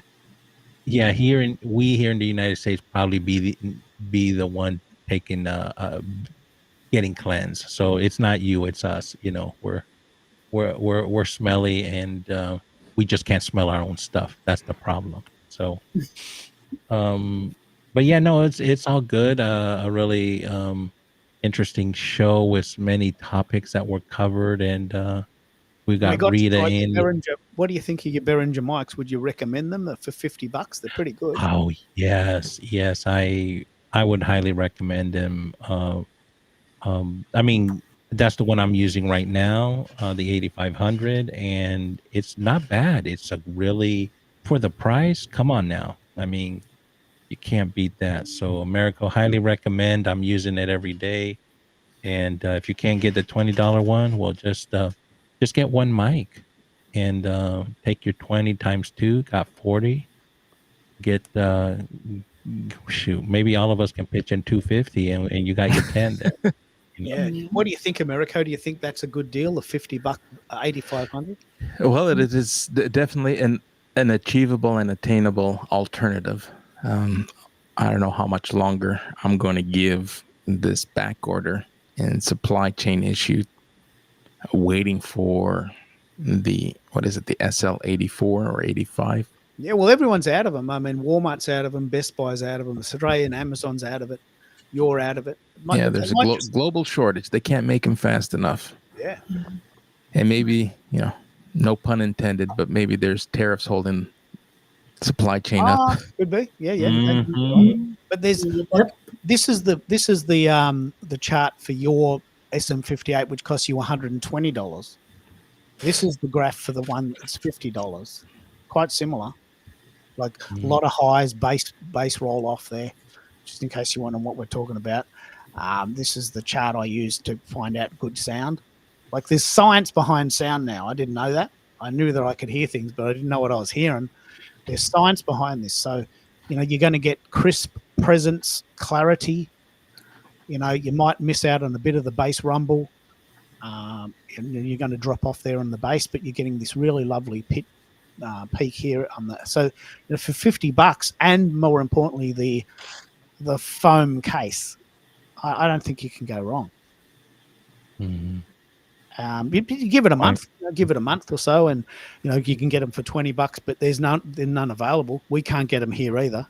They're not at Walmart or Best Buy or Amazon, so everyone's out of them. So it could be a bait and switch promotion. Hey, we're out of stock, and you never know. Some people will succumb to not being able to wait and spend the extra few dollars and get the next model up. I don't know if that is legal in some marketing language or jurisdictions across the world, but I'm sure it's part of the strategy. Could be, yeah. Well, it's only $50. $50 is a very good price for a mic. It is. What I love about it is that it comes in a foam case, which will go in the back seat. So it's a very robust physical product that will stand the test of that sort of duress. It's not a pristine environment mic where you have to have it on a nice stand in a cold room at 18 degrees temperature overnight. It's not one of those, because there are mics like that. That Celine Dion might use, for instance, because he's got such a high register that you need special mics to get that noise out, because that's probably outside the range of human hearing. But that sort of, you don't need a mic that good. You're just chatting to people at the cafe, right? Right. And they are a dynamic mic, so they might cut out a bit of the background, maybe. And I just think it's a pretty funky thing. What I'll do, I don't know if I'm going to end with another song, because they all sound so close now that I'm pretty worried. You said, Americo, that you heard a song and thought, oh, wow, this is so close. I can see why there's some concern, yeah? Yeah, the movie trailer version, I felt like I was watching the Titanic and Celine Dion was singing. Yeah, it's very, very, very, very good. So what I'll do is I think I'll end with the disco one, because I really like that. And what I'll do is I'll just end with this. And we've been going 3.5 hours. Tomorrow, we're going to talk all about which social media sites people love. We talked a little bit about it today. I'm surprised people are still using Facebook. I haven't used it for 5 years, but there's still a market there. It's got its own little market. We'll talk about that. That's tomorrow. Quite a few people, mainly from Canada, are coming to that one, mate. So I've got quite a few people coming for that, so we can have a bit of fun with that. I really like this version. This is...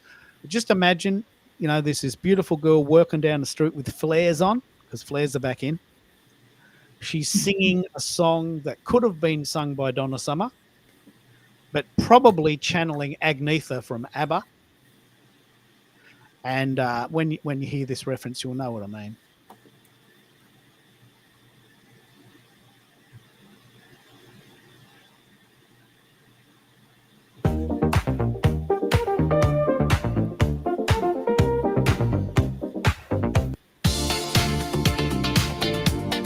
Oh, yeah. Come on. Feel the move. I get it. Be seen, be heard, be remembered. Online events bring the world together, and the replays just go on forever. The live streaming tech is ready. The mic and studio are set. The audience is here and can't wait. It's a show they will never forget. Hearts are racing, this is the moment, the one we've been waiting for. Be seen, be heard, be remembered. Online events bring the world together, and the replays just go on forever. Is your personal brand fading? The choice is online events. Social authority rising. The engagement intense. Followers keep moving. Your network stands still, but chasing awareness. We're closing the deal. The engagement is heated. Fans call out your name. This is no longer a game. Be seen, be heard, be remembered. Online fans bring the world together, and the replays just go on forever.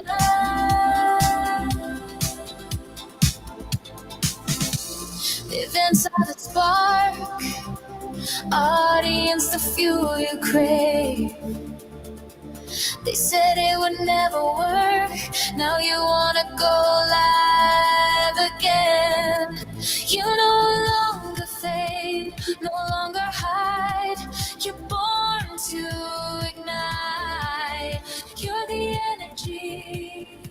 You ready? Burning bright. Here we go.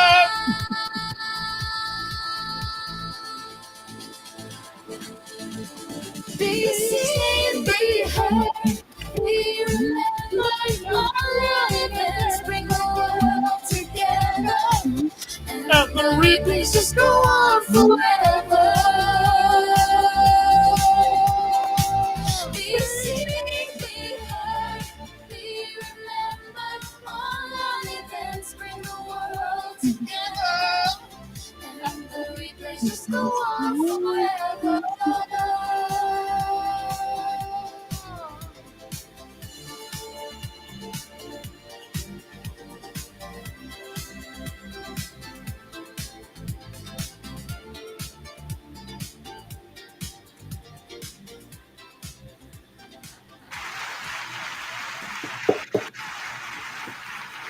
You've been listening to KKFM in Melbourne, Australia. But we may be live on a cruise ship one day, or driving along the freeway of a Canadian province. Who knows? Anything is